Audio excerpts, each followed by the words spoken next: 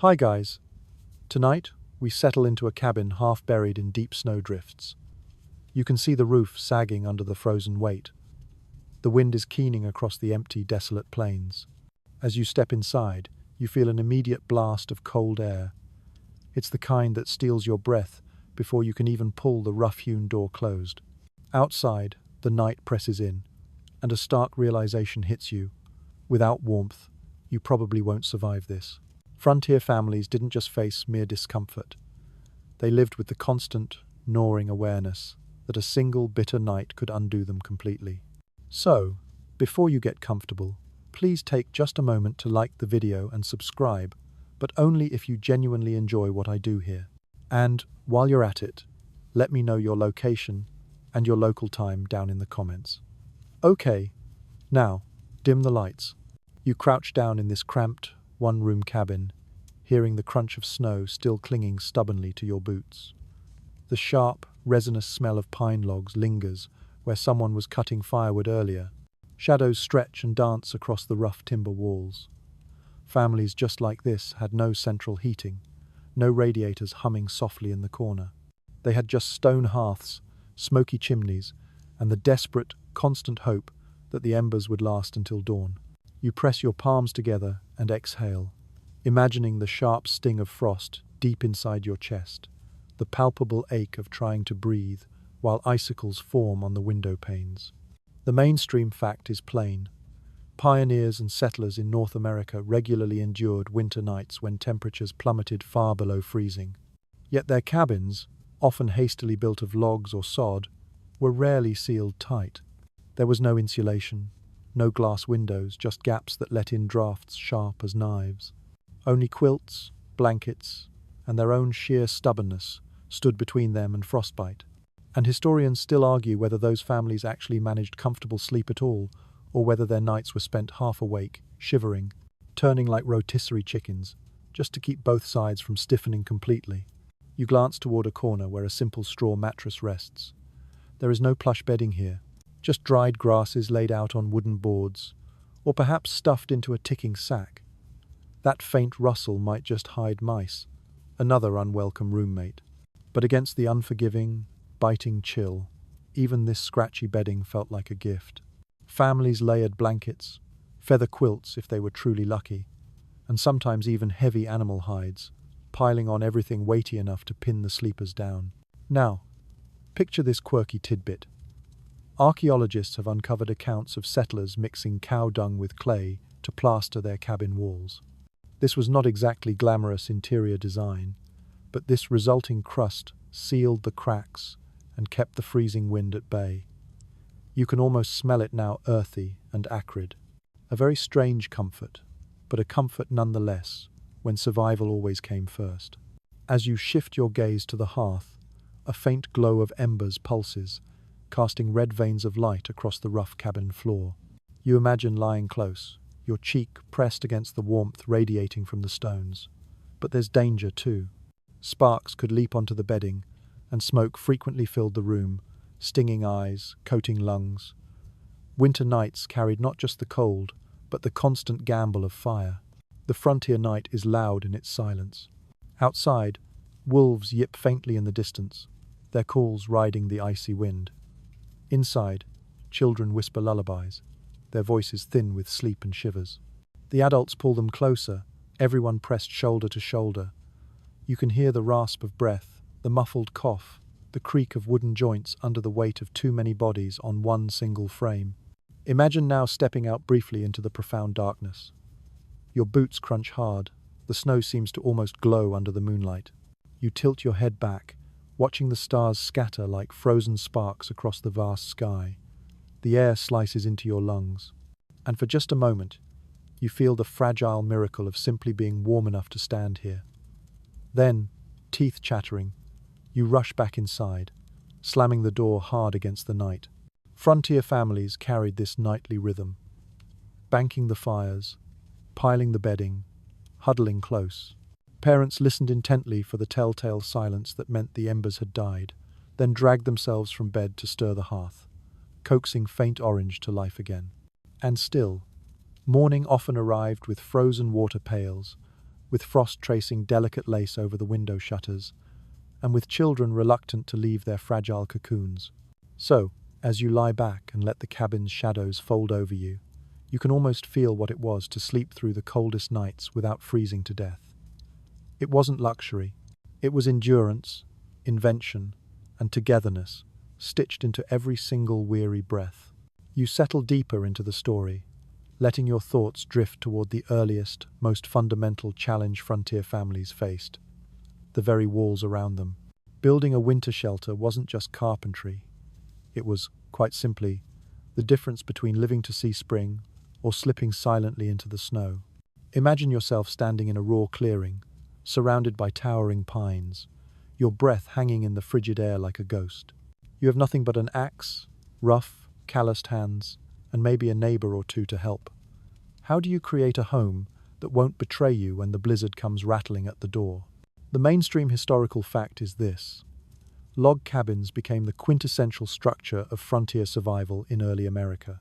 Settlers felled trees, trimmed the branches, and dragged the heavy, unyielding logs into place, stacking them in rough squares. The cracks between them were stuffed with whatever material could be gathered: moss, clay, mud, even animal hair. This process, known as chinking, was crude, but absolutely crucial. Without it, icy drafts would whistle through the gaps, turning a cabin into little more than a frozen wind tunnel. Now, here's a quirky tidbit. Some settlers swore by using rags soaked in bacon grease as a sealant, pressed deep into the crevices between the logs. It sounds bizarre, and one can only guess if the neighborhood bears appreciated the smell. But the grease stiffened and hardened, creating a surprisingly durable plug against drafts. You can almost picture a child watching the grown-ups hammering those fatty cloth strips into the wooden walls, the faint scent of pork lingering through the long winter months. You can hear the sound of that hammering echo in your imagination, the heavy thud of axes splitting wood, the scrape of stone tools smoothing the rough planks. When you run your hand along the wall, the bark is rough, uneven but solid. Each log bears the marks of sweat and sheer urgency. Historians still debate whether these cabins were truly efficient at keeping out the cold, or if they simply slowed the inevitable, creeping seep of freezing air. But one thing is absolutely certain: they provided psychological comfort. A family could finally sit inside and say, "We have built a roof between us and the storm." That hope, alone, was its own form of warmth. The roof often carried its own tale of struggle. Shingles, cut by hand from cedar or oak, were nailed down in overlapping layers. Some families, lacking nails or proper tools, weighted the shingles down with heavy stones, or tied the bundles with rawhide. If the snow piled too heavy, the roof groaned under its burden, and sometimes it collapsed entirely. Imagine lying in bed, listening to the creaks and strains above, praying that the sound stayed steady instead of snapping violently in the night. Inside, the floor was often nothing more than the bare earth. Some households tamped it down with heavy stones, smoothing it until it became hard as concrete. Others laid flat boards, if the family had the tools and the time. You crouched down and touched that cold, unforgiving surface, realizing how quickly it must have sucked the warmth from toes and blankets. Families would spread straw or rushes, sometimes even layering dried leaves beneath rugs to create a buffer. Each meager addition was an act of defiance against the earth's constant, seeping chill. Think of the sheer time investment. It could take weeks to raise a cabin, even with help. And yet, the settlers knew they had no choice. Winter wasn't patient. You can picture a family racing against the shortening days of autumn. Children gathering moss for chinking. Mothers stirring big pots of stew over outdoor fires. Fathers hauling logs until their shoulders ached. The pace wasn't optional. The cold would arrive, whether they were ready or not. Now, let's pause for a moment of sensory imagination. You step outside the half-finished structure, brushing sawdust from your coat, and the air is sharp enough to make your nostrils sting. All around you, the forest hums with a deep silence, broken only by the crack of splitting wood. You can almost smell the pine sap, sticky and resinous, mixed with the earthy tang of freshly dug clay. There is no hum of traffic, no distant glow of streetlights, just you, the cabin, and the creeping certainty of winter, pressing closer with each passing day. One odd practice, whispered about in some settlers' journals, tells of lining cabin interiors with newspapers when they could be spared. This wasn't for reading, but for insulation. Whole pages of local gazettes were pasted against the walls, creating a strange collage of headlines, sermon notes, and lost and found ads that doubled as a barrier against the wind.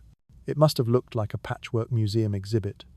By candlelight, children sometimes traced the printed letters before bed, their eyes heavy with sleep, as the news became both decoration and shield. Historians still argue whether early frontier families borrowed more techniques from indigenous neighbors than their own traditions admitted. Many native groups had centuries of accumulated knowledge about building snug shelters in freezing climates, from bark-covered wigwams to subterranean earth lodges. Some settlers learned and adopted these ideas, like packing snow against the base of their cabins to block drafts. Yet, in their letters and journals, these borrowings were often downplayed, as if acknowledging them undermined the settlers' fierce pride in self-reliance. Still, the fingerprints of this shared knowledge are visible if you look closely. At night, once the walls stood firm and the roof was sealed overhead, the family would gather by the fireplace. The cabin's corners might still sigh with cold air, but the logs now stood as sentinels against the storm. You listen as a child giggles under a quilt, while the father checks the chinking by candlelight, pressing more moss into any suspicious cracks.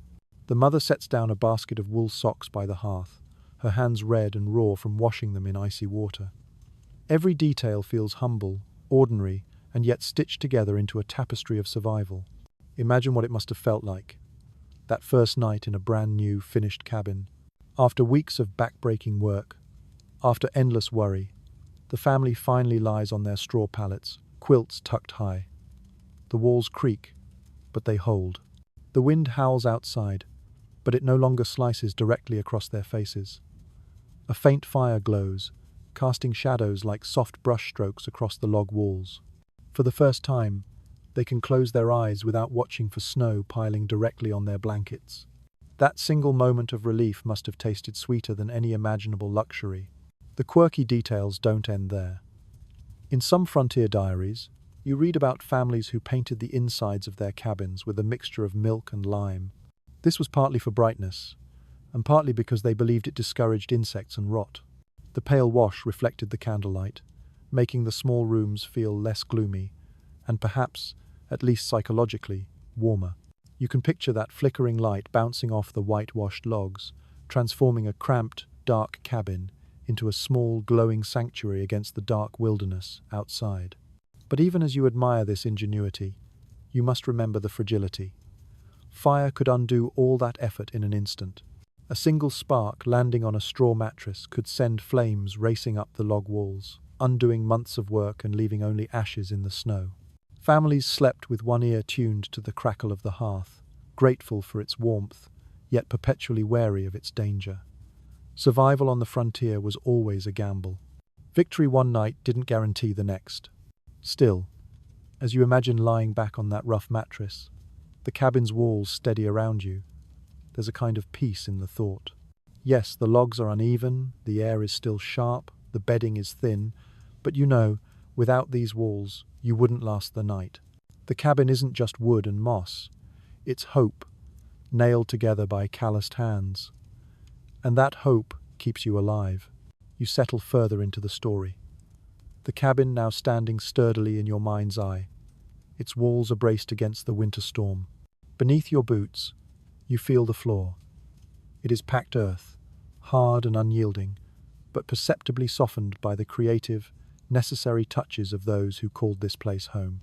Sleeping arrangements on bare soil may sound utterly miserable to you today, but on the frontier, people adapted with a quiet, stubborn determination. They discovered that even the humblest of coverings, straw, rushes, or worn-out textiles, could make the crucial difference between raw misery and tolerable rest.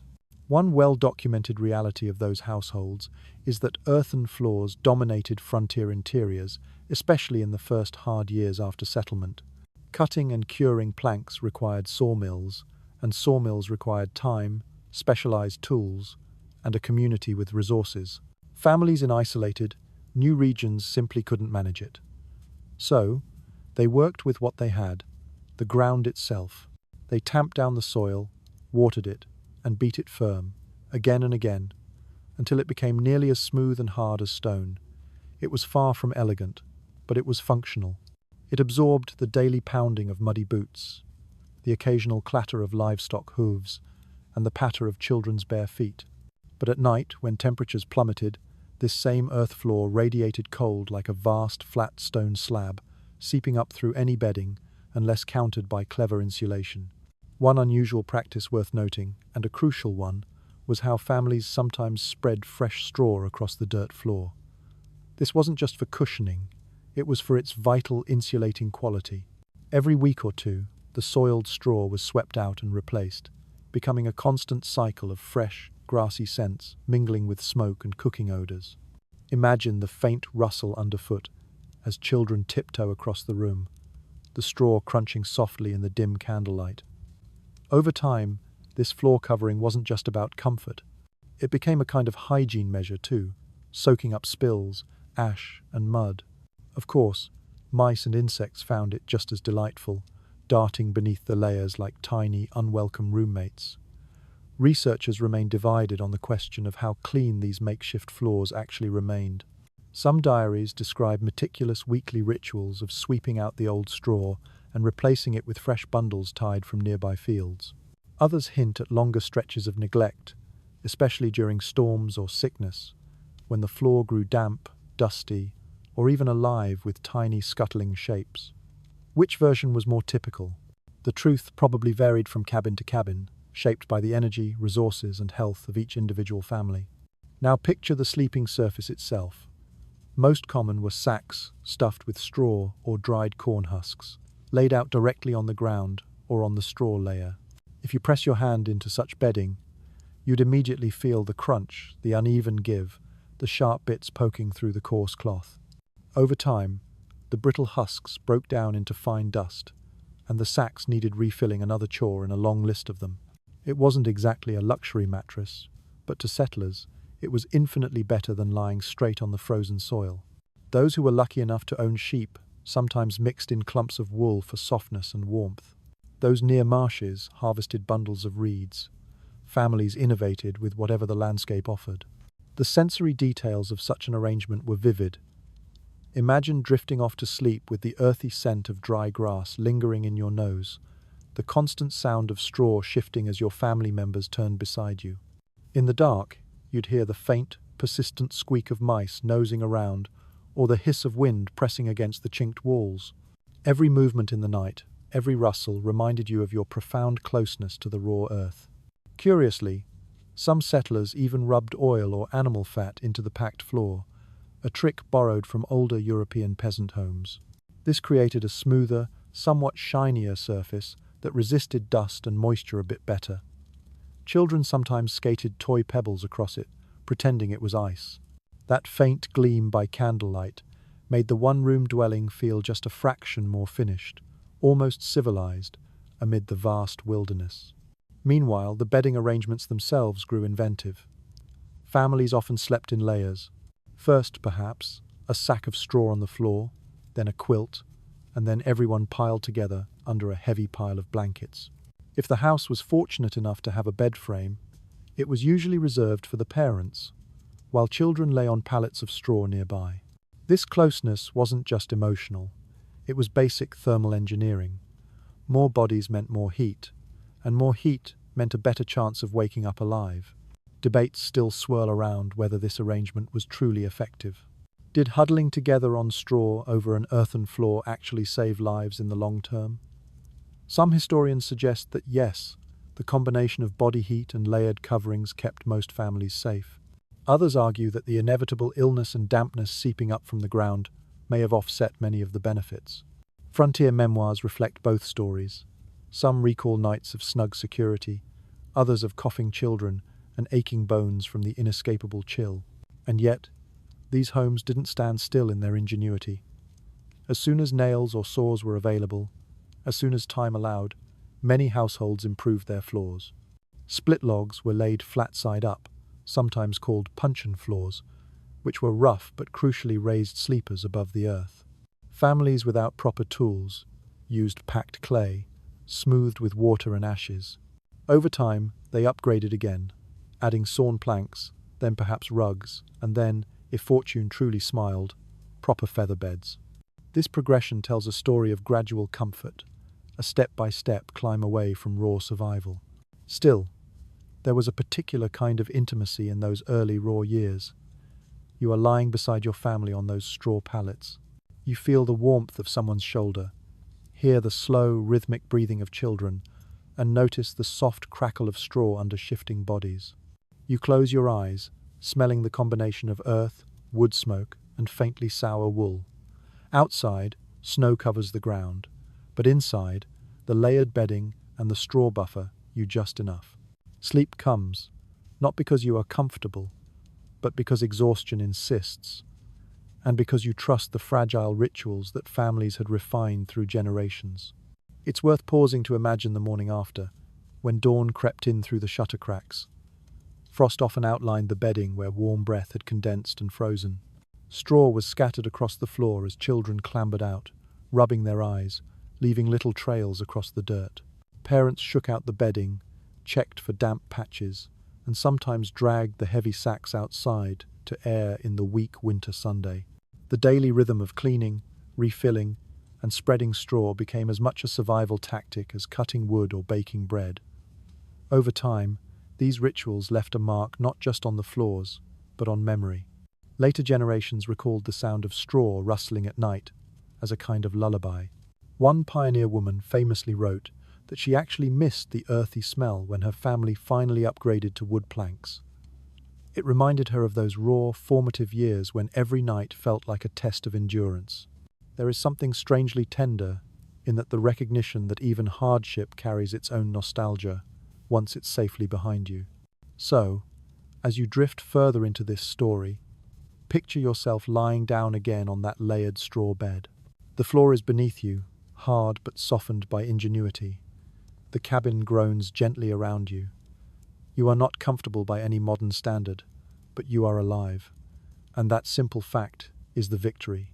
Tomorrow, you'll replace the straw, smooth the floor, and prepare for another night. Tonight, though, you let the earthy smell and the faint, dry crackle carry you toward dreams. The cabin walls now stand firm in your imagination, the earthen floor layered deep with straw and husks. But in the very heart of every frontier night, there was one element that ruled above all others: the fire. You picture it glowing faintly in the hearth, its light painting long, wavering orange streaks across the rough-hewn logs. Its warmth reaches across the room like an invisible, life-giving blanket. Without fire, the night was not just unpleasant, it was simply unlivable. It is widely acknowledged among historians that the fireplace was the absolute center of frontier life, not merely for cooking, but as the primary defense against death by cold. A fire was carefully banked each evening so that its embers would last until dawn, covered meticulously in ashes to smolder slowly, preserving the heat. If it went out in the middle of the night, someone had to stumble from the relative warmth of the bed, coax a spark back to life, and pray the wood was dry enough to catch. Families who failed to keep the fire alive might wake to a room where their water pails had frozen solid, where frost coated the inner walls like delicate lace, and where their very breath crystallized in midair. One curious detail, tucked into old letters, tells of children being assigned to fire watch duty, their small bodies wrapped in quilts, sitting near the hearth, tasked to ensure the glow never faded too low. Imagine the drooping eyes of a child swaying in half-sleep, dutifully poking at the embers with a stick while, just outside, the wind screamed against the shutters. In households without older children, parents took turns, dozing in shifts so the hearth would not betray them. Experts still disagree about the precise methods families used to maximize warmth from such modest fires. Some accounts describe stacking rocks in the hearth, allowing them to absorb intense heat, then moving them near bedsides. Others insist that carefully chosen wood hardwoods like hickory or oak burned longer and hotter, significantly reducing the risk of a midnight freeze. Either way, the fire became not just a passive source of heat, but a carefully managed tool requiring daily knowledge and constant care. Now, take a sensory step closer. You hear the steady crackle, You feel the pulse of heat on your cheeks, even while your back still aches from the chill of the cabin's far corners. The smell of smoke clings to your hair and your clothes. It is a perfume you never quite escape. Sparks jump occasionally, a small, sharp warning that bedding drawn too close could mean absolute disaster. You can almost hear the coughing of children inhaling that smoky air. Their lungs raw, yet their bodies warmer than they would have been otherwise. Some families grew inventive with their hearths. One unusual practice was to rake ashes into a high mound at the back of the fireplace, then bury the glowing coals deep beneath. This created a slow-burning heat source, a thermal battery that could be revived in the morning. Others learned to position a flat iron or a heavy brick on the hearth, heating it, then wrapping it tightly in cloth and slipping it between the quilts. These glowing stones carried precious warmth into the deepest hours of night, radiating comfort where the fire's light could not reach. There is an ongoing debate among researchers about whether the chimneys of early cabins truly helped or hindered survival. Poorly built stone chimneys often leaked heat almost as quickly as they funneled smoke away, and some even collapsed under heavy snow or wind. Yet, others argue that without any chimney, the smoke buildup would have suffocated families long before frostbite ever could. Perhaps the truth lies somewhere in between. Survival meant constantly balancing risk, smoke, stung eyes, and coughing throats against the lethal chill that could stop a heart. Imagine for a moment the sound surrounding you in such a night. The fire pops, wood shifts, a log sighs into flame. Beyond that, a profound silence. Outside, snow muffles the entire landscape, muting the cries of owls and coyotes. Inside, every sound is magnified. The scrape of a poker against stone, the whisper of quilts shifting, the slow, steady breathing of sleepers clumped together. The hearth is not just heat, it is company. It is a living heartbeat in the middle of the room. One little-known custom among settlers was arranging their sleeping spots in a circle around the fireplace, like spokes radiating from a wheel. Children were placed closest, adults behind them, and older grandparents perhaps furthest away, where the drafts crept in. The logic was simple and stark. Bodies that needed the heat most were guarded by those with greater resilience. This image of rings of humanity, heads toward the flames and feet toward the cold walls, is both haunting and strangely beautiful. At times, desperation led to risky experiments. Diaries mention attempts to burn green wood, which only hissed and smoked, refusing to yield much heat. Others describe the grim task of gathering dried dung from cattle or buffalo, burning it slowly like coal. The smell was acrid, filling the cabin with a bitterness that clung to clothes and hair. Yet, when temperatures plunged, people burned what they had, preferring that stench to the silence of a dead fire. Morning often told the tale of how well the fire had served. If embers still glowed under the ash, the day began with gratitude. If the hearth lay cold and dead, the family scrambled for flint and steel, striking sparks onto charred cloth or tinder. Failure meant trudging through the snow to a neighbor's cabin, begging for a single glowing coal to carry home in a covered pan. You can almost feel the humiliation of it, grown men pleading for a scrap of someone else's fire, their pride bent low under the crushing weight of survival. Yet there was comfort too. The fire became a kind of companion, its rhythms woven deeply into family memory. Children grew up associating its flicker with safety, the glow marking the boundary between life and peril. One settler's memoir described falling asleep to the sound of wood snapping in the hearth as the lullaby of the wilderness. Another remembered the glow on his parents' faces, their expressions soft as the firelight painted them with amber hues. Even so, these fires carried their own profound terror. Whole cabins were lost to flames that leaped too far in the night.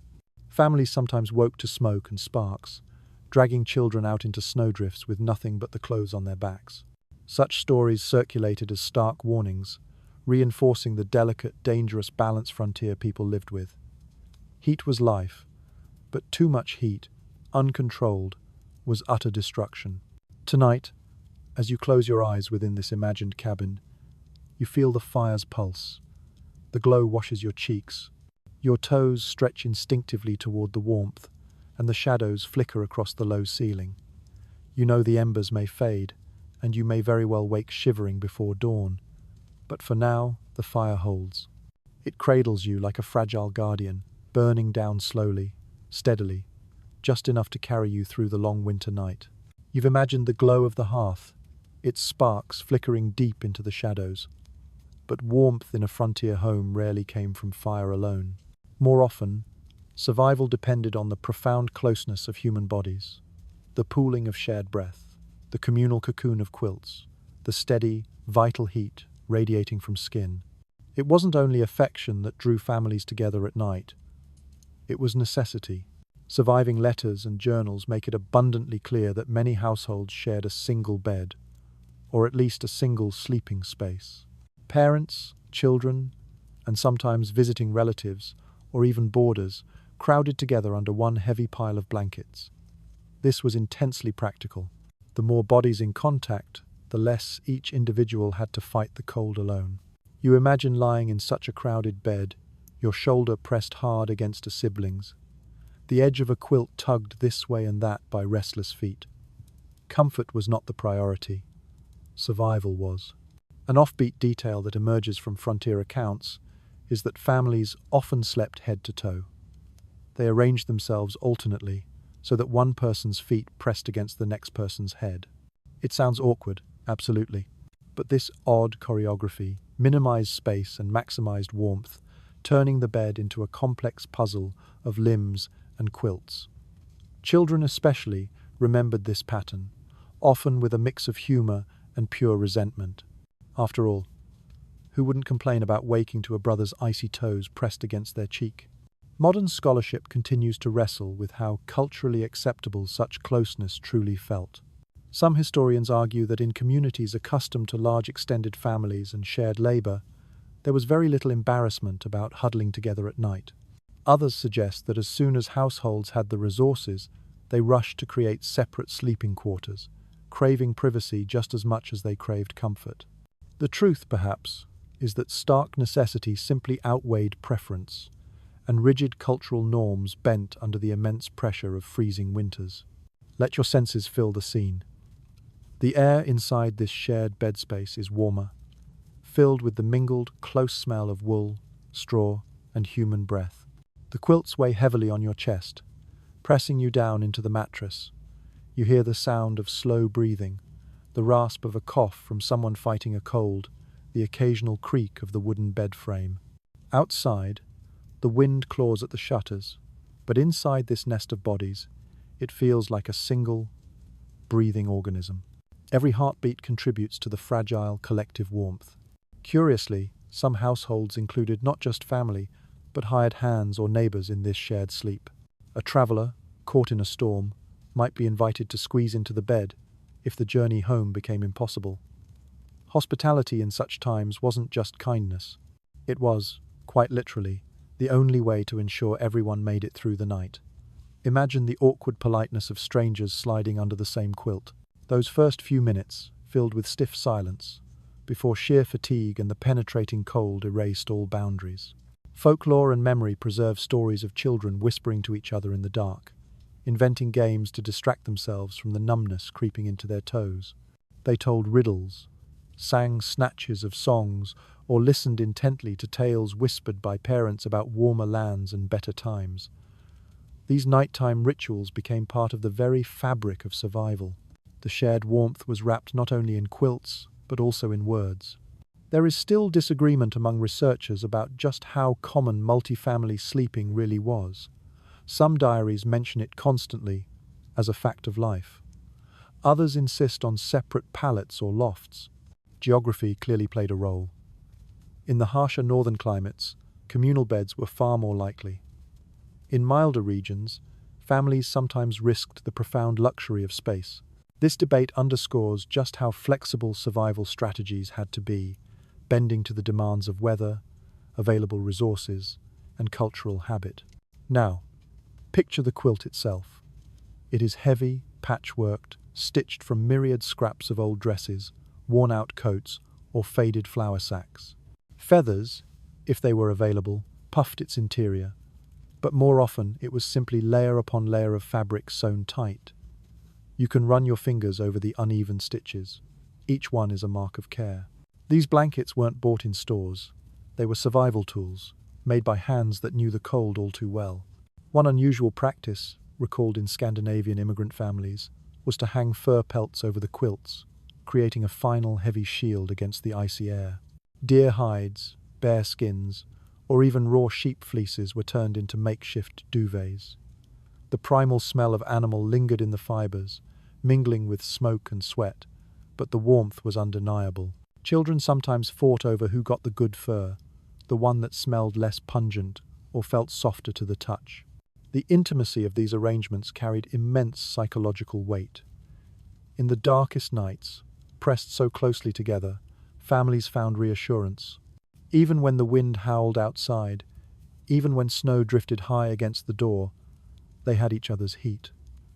That bond, forged by necessity and survival, shaped memories of childhood for decades to come. Some memoirs recall those nights with a surprising nostalgia. One wrote, "I never felt so safe as when all of us lay together beneath the quilts." Others, however, remembered it with profound relief when independence finally came. "I vowed that once I had my own house, I'd never sleep another night with someone's elbow in my ribs." Imagine the morning scene. The fire is little more than cold ash, and the heavy quilt is damp from condensed breath.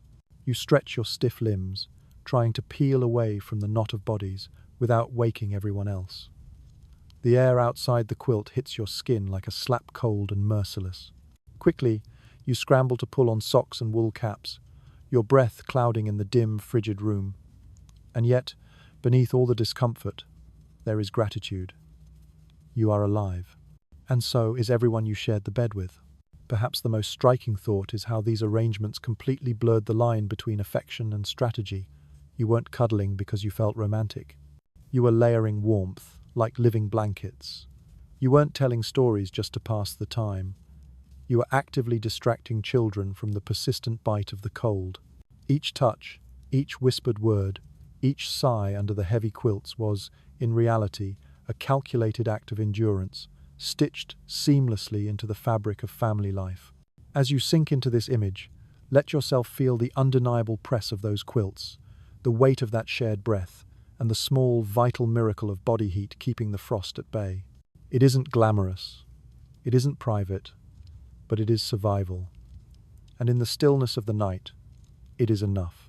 You linger in that crowded bed for a moment longer, quilts piled high, bodies pressed close, until your attention shifts, and you notice the stitching and the fabric itself. Those layers weren't simply bought. They were earned. They were stitched, patched, and meticulously repurposed from every single scrap a household could muster. On the frontier, bedding became both art and armor, a textile shield holding families together against the long, brutal assault of winter. Surviving records from household inventories confirm just how prized feather beds, wool blankets, and quilts truly were. A thick feather mattress, filled with goose or duck down, could keep sleepers warm even when ice spread across the inside of the windows. Quilts sewn from worn-out clothing told the history of the family through its very fabric. A small piece of a child's first dress might sit beside a square cut from a father's discarded work shirt. When stitched together, that quilt became a living chronicle, as well as a protective shield. One little-known custom among some rural households was the trundle quilt, deliberately made oversized, so it could spill across the floor, effectively sealing the gap where icy drafts crept under the bed. Picture it now, the heavy, ragged edge of a quilt dragging across the dirt or straw flooring, acting almost like primitive weather stripping. It may have looked untidy, but it trapped vital warmth where it was most desperately needed. Researchers still debate how much access poorer families truly had to feathers or wool. Diaries from wealthier households describe feather ticks thick, luxurious mattresses filled with down that insulated bodies from the cold, seeping ground. Yet many others, perhaps most, relied only on husks, straw, or simple patchwork covers with no real insulation. Some scholars argue that the feather bed became a genuine symbol of status on the frontier, a clear mark that a family had secured enough flocks or trade to afford such a deep, insulating comfort. Let your senses explore this bedding more closely. Run your hands over a quilt's uneven, honest stitches, the fabric softened by years of hard use. The smell is a complex blend of wood smoke from the fire, faint soap from the occasional difficult wash, and the persistent, faint mustiness of damp cloth that never quite dries in the deep of winter. When you slide under it, the sheer weight presses you down comfortingly, cocooning you against the drafts that prowl the corners of the room. Curiously, in certain immigrant traditions, these quilts carried spiritual meaning just as potent as their physical warmth. Scandinavian families sometimes embroidered protective symbols into the corners, believing the stitching itself warded off misfortune during the long, dark nights. German settlers spoke of spirit threads, small bits of bright red yarn woven almost invisibly through the quilts to guard sleeping children from illness. These details remind you that bedding wasn't only a practical tool, it was woven inextricably with memory, belief, and a kind of quiet, desperate magic. Imagine lying beneath such a quilt while the snow rattles against the shutters. The fabric feels heavy, almost immovable, pinning you down into a safe cocoon. Children wriggle beneath it like restless kittens, feet kicking, bodies twisting, while parents murmur for stillness. The closeness makes every small sound louder, a sigh, a muffled cough, the whisper of fabric shifting. And yet, the quilt muffles the worst of the cold, turning this fragile log cabin into a semblance of home. Experts disagree about just how often families manage to keep this bedding dry. Some argue that in tightly sealed cabins, the constant smoke and condensation made quilts perpetually damp, their precious insulation seriously weakened by moisture. Others insist that a careful daily ritual of drying them near the hearth restored their warmth each day. Perhaps both are true. Some nights the quilts clung to sleepers with a clammy, chilling heaviness, while other nights they crackled with dry warmth, straight from the fire. There is something incredibly poignant about the image of children snuggling beneath a quilt stitched from scraps of their parents' own clothing. One memoir recalls a daughter recognizing her mother's faded dress sleeve, sewn into a patch right near her face. "I kissed it goodnight," she wrote, "for I knew no one else had ever worn it but her." That profound intimacy of fabric carrying memory blurred the line between comfort and survival. Oddly enough, some households even used bedding for barter. A well-made quilt could be traded for vital food or tools, though such exchanges left a family far more vulnerable. Imagine the sharp, agonizing pain of giving up the very quilt that kept your children warm, hoping in return to feed them through the next week. Each piece of bedding carried enormous value, both practical and emotional. In sensory terms, the bedding often smelled strongly of whatever household chore it had last endured. Quilts reeked faintly of wood smoke. Wool blankets carried the oily scent of lanolin. Featherbeds held the odor of musty down. Over time, these scents became inseparable from the experience of winter nights. To the modern nose, it might seem pungent or unpleasant. To those families, it was simply the fragrance of survival. Even the very act of making the bedding shaped community life. Quilting bees, gatherings where women stitched together patchwork tops, became vital moments of social bonding, a time for swapping stories and songs while their hands worked tirelessly. The finished quilt represented not just protection for one family, but also the collective labor of friends and neighbors. In this way, warmth was literally stitched by many hands, a communal effort against the deep, isolating loneliness of winter. Picture the rhythm of such a gathering. The steady scrape of needles pulling thread, the laughter echoing in a chilly room, steam rising from mugs of hot cider. Children ran underfoot while the adults bent over the fabric, creating patterns that would soon lie across beds in snowbound cabins. The quilt that resulted carried those voices within its stitches, every square a reminder that no family faced the frontier entirely alone. Of course, not every bed cover was handmade artistry. Many were simple, coarse, and purely functional.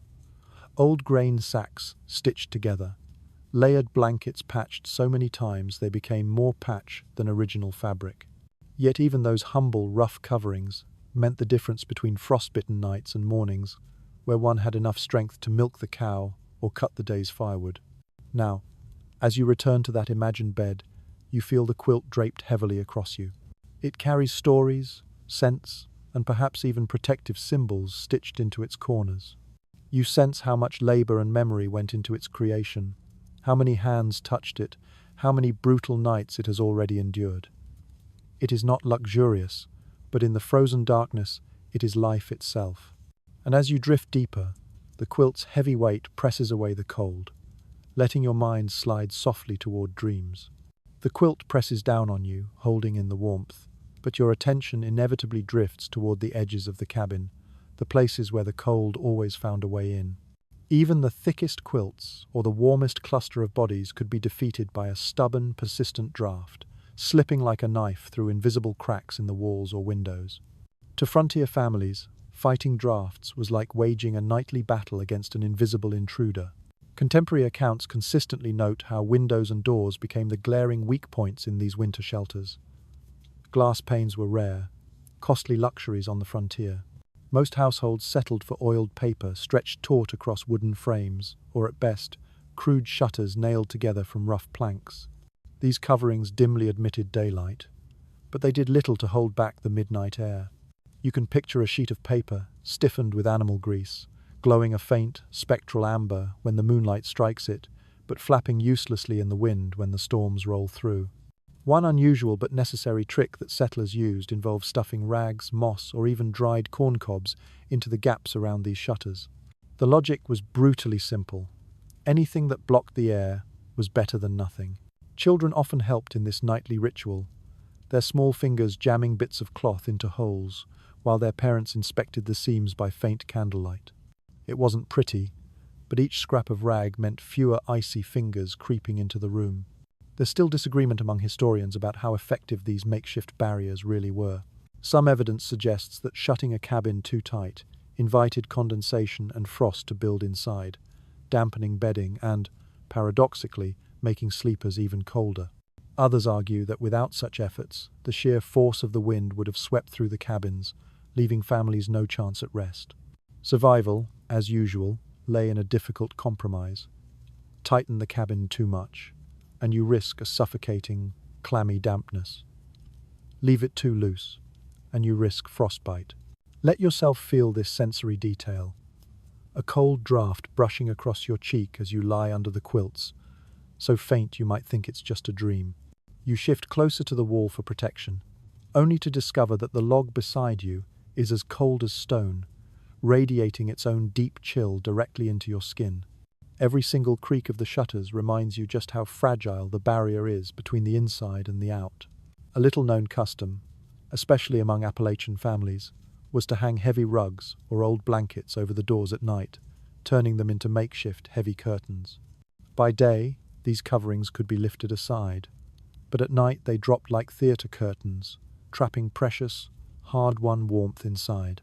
The smell of damp wool clung to them, heavy and strangely comforting, and children sometimes played hide-and-seek behind them in the dim candlelight. You can almost hear the sounds of the room settling into its defences for the night. A father wedges a heavy wooden bar across the door, muttering as he checks the latch. A mother hangs another worn quilt across the window frame. Children scamper to stuff the last remaining rags into the cracks, sometimes laughing when the cold air nips at their fingers. Slowly, methodically, the cabin transforms into a fortress not against wolves or raiders, but against the relentless, invasive breath of winter itself. Scholars continue to discuss whether settlers borrowed these window-sealing practices from European peasant traditions or developed them independently under harsh American conditions.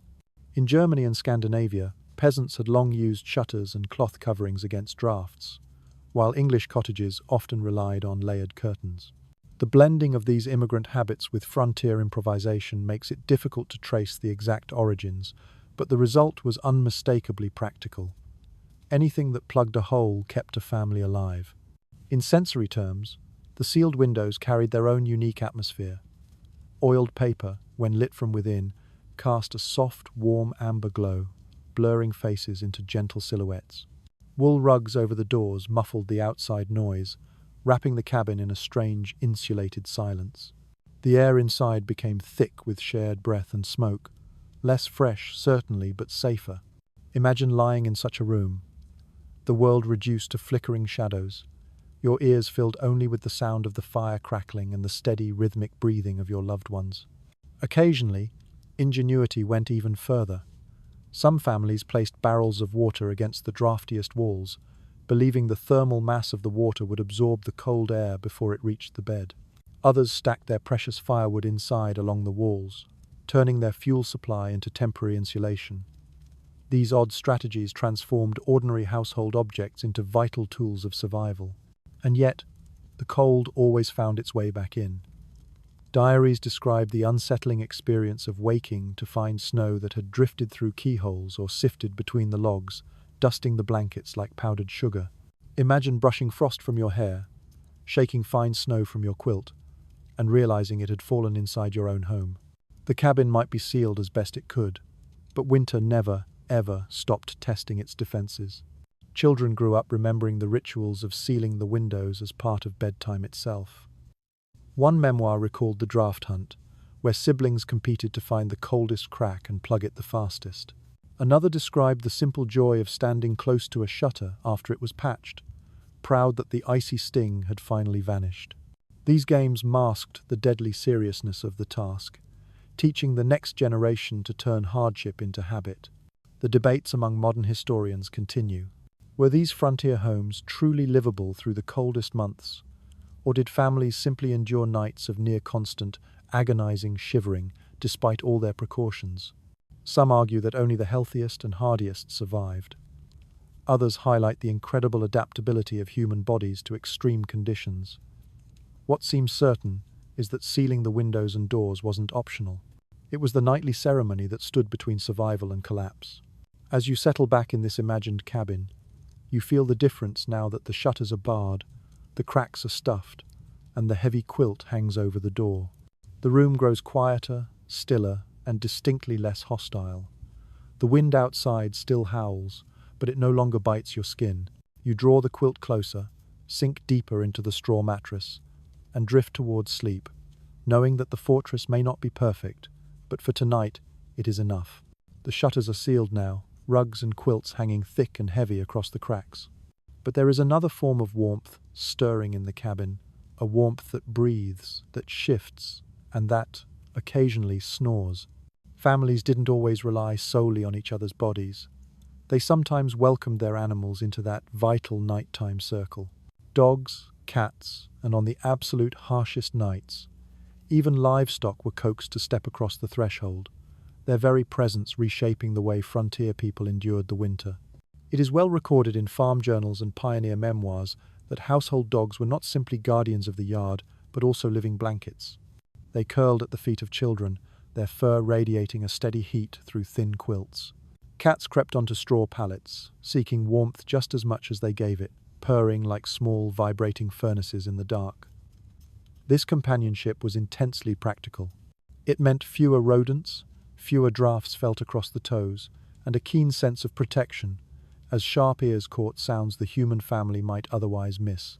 An offbeat recollection, preserved in a New England diary, tells of a family who deliberately coaxed their cow, Bessie, into the cabin on the coldest nights.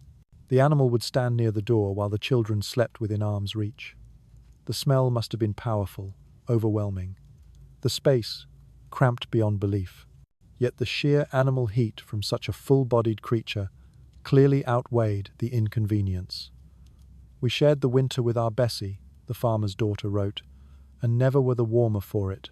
Researchers remain divided about just how common such practices truly were. Some argue that bringing animals inside posed too many obvious health hazards: disease, parasites, filth. Others contend that in the direst of circumstances, stark practicality trumped hygiene, and families simply did what they had to do to survive. The absence of widespread documentation may say less about the practice's rarity than about simple embarrassment. After all, who wanted to admit in a letter home that they had slept nose to tail with their pig just to avoid frostbite? Now close your eyes and imagine the sensory detail. You're lying beneath a heavy quilt, and at your feet, the family dog shifts, sighing into the straw. Its fur smells of wood, smoke, and earth, its body heat seeping steadily through the covers into your toes. Somewhere nearby, a cat needs a blanket, its deep purr vibrating against the silence. And in the far corner, a goat rustles in its small pen, breathing softly, the faint, sweet odor of hay mixing with the smoke. The sounds and scents aren't refined, but they make the room feel intensely alive. A chorus of beings, resisting the winter together. One curious practice noted in Scandinavian immigrant families was the deliberate building of animal corners inside the cabin, small enclosed stalls where sheep or goats could spend the night. The warmth generated by these animals could raise the ambient temperature enough to ease the family's sleep. Children often delighted in reaching through the slats to stroke the warm wool before drifting off. That sense of sharing space completely blurred the line between human home and barn. But on the frontier, such lines were already blurred. Experts disagree about whether these arrangements truly saved lives, or simply made the nights more tolerable. Some point to clear accounts of cabins kept significantly warmer by this shared animal heat. Others caution that smoke-filled rooms, now combined with animal odor and dander, may have dangerously worsened respiratory illnesses, offsetting the benefit. Perhaps both were true. Depending on the circumstance, warmth gained in one breath, lungs irritated in the next. But you must also consider the psychological warmth. A dog nestled against your legs was a living reminder that you weren't alone in the dark. A cow in the corner, breathing steadily, represented food and milk, a future even in the heart of a dead winter. To hear a steady breath that wasn't human must have felt like another guardian spirit watching over the night, in a landscape where the cold seemed determined to kill. Every living heartbeat was a reassurance. Quaint anecdotes capture the intimacy of these moments. One pioneer boy recalled that when he woke shivering in the night, he would press himself tightly between the family dog and his little sister, and never slept sounder. Another wrote of kittens curled beneath the quilts, sometimes mistaken for hot stones until they squirmed. These memories, preserved into adulthood, became part of the affectionate folklore of survival. The debates among scholars continue. Were frontier families exceptionally tolerant of such arrangements, or did stark necessity leave them no choice? Some argue that early settlers carried with them European habits of close proximity between humans and animals, especially from poorer rural communities where barns and homes were sometimes under one roof. Others suggest that American frontiersmen resisted this, unless truly desperate. In truth, every household probably drew its own line, and then adjusted that line whenever the temperature plunged. Think of the dawn that followed such a night. The dog stretches, shaking straw across the floor. The cat leaps lightly toward the door, waiting for it to be unbarred. Perhaps the cow lowed impatiently, its steaming breath filling the room as the family hurried to move it back to the barn. The air is heavy with smells, yes, but it is also heavy with relief. The household, all of it, had made it through another night. Even today, echoes of this practice linger in the common phrase "a three-dog night," borrowed from cultures where the coldest evenings were judged by how many dogs one needed to pile onto the bed to keep warm. On the frontier, that wasn't just an expression, it was literal. Your survival might very well depend on how many living creatures you could gather into one fragile circle of warmth. So tonight, as you slip deeper into this story, imagine the press of warm fur against your legs, the resonant purr in your ears, the soft hay-scented shuffle of hooves in the corner. You are no longer just a family of humans bracing against the storm. You are a small community of beings, each sharing what warmth they have, and together you endure. The warmth of animals lingers in your imagination, their steady, living breath joining the chorus of sleepers. But frontier families had another clever tool in their nightly defense: fabric barriers that transformed a simple bed into a private fortress. Curtains, canopies, and rough hangings weren't just decorations. They were ingenious thermal shields, capturing what little heat the body produced and sealing it close through the long, bitter hours. Travelers' accounts from the 18th and 19th centuries often describe entering a frontier cabin and noticing the beds, tucked against the walls, half hidden by old sheets of cloth or worn blankets hung from the ceiling beams. It wasn't fashion, it was physics. A simple hanging canopy could trap a vital bubble of warm air around the sleepers, significantly reducing the constant, wearying assault of drafts. You can picture it now. A square of faded fabric drooping from wooden rods, fluttering slightly with each shared breath, cocooning the family against the icy gloom. An odd but memorable detail survives from New England farmsteads, where some families stretched patchwork quilts on hoops above the bed, lowering them at night like small, soft tents. Children especially adored this arrangement, calling it their playhouse, though it was far less about play than about keeping their noses from freezing. In the morning, when the quilts were lifted, the trapped warm air would spill out in a rush, leaving everyone reluctant to leave their little cave. There is still disagreement among scholars about how widely bed curtains were used in poorer households. Wealthier families, of course, could afford proper canopied frames complete with heavy drapes, woven specifically for the purpose. But settlers who were improvising with spare flour sacks, patched sheets, or even stiff animal hides left fewer records. Some historians argue these makeshift hangings were common, a natural solution. Others believe they were luxuries of better supplied communities. The debate continues, tugging at the fabric of memory, much as those families once tugged the cloth into place each night. Step closer into this scene. Imagine lying back while a curtain is drawn across your bed, shutting out even the dim flicker of the fire.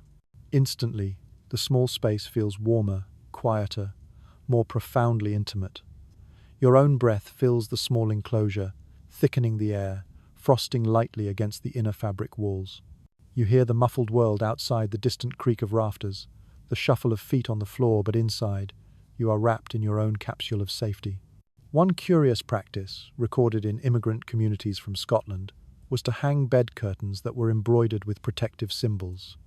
Stars, intricate knots, or crosses, all meant to ward off evil spirits that prowled the night. Whether these charms offered true spiritual protection or simply psychological warmth hardly mattered. Children drifted to sleep, their fingers tracing the comforting shapes stitched into the cloth, feeling both physically and spiritually defended.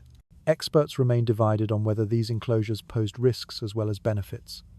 Some argue that such thick curtains, combined with smoky cabins, reduced ventilation to dangerous levels. Others quickly point out that most households lived with so many cracks and gaps that suffocation was hardly a primary concern. The truth, as always, likely depended on the circumstance. What saved one family from frostbite may well have left another coughing all through the night. Now, focus on the sensory layers of such a setup. The fabric smells faintly of lye soap or perhaps of damp wool. It brushes your cheek as you shift, whispering softly with every movement. Light from the hearth filters through the unevenly worn cloth, creating patches of shadow that move like ghostly patterns across your quilt. You can feel the difference in temperature.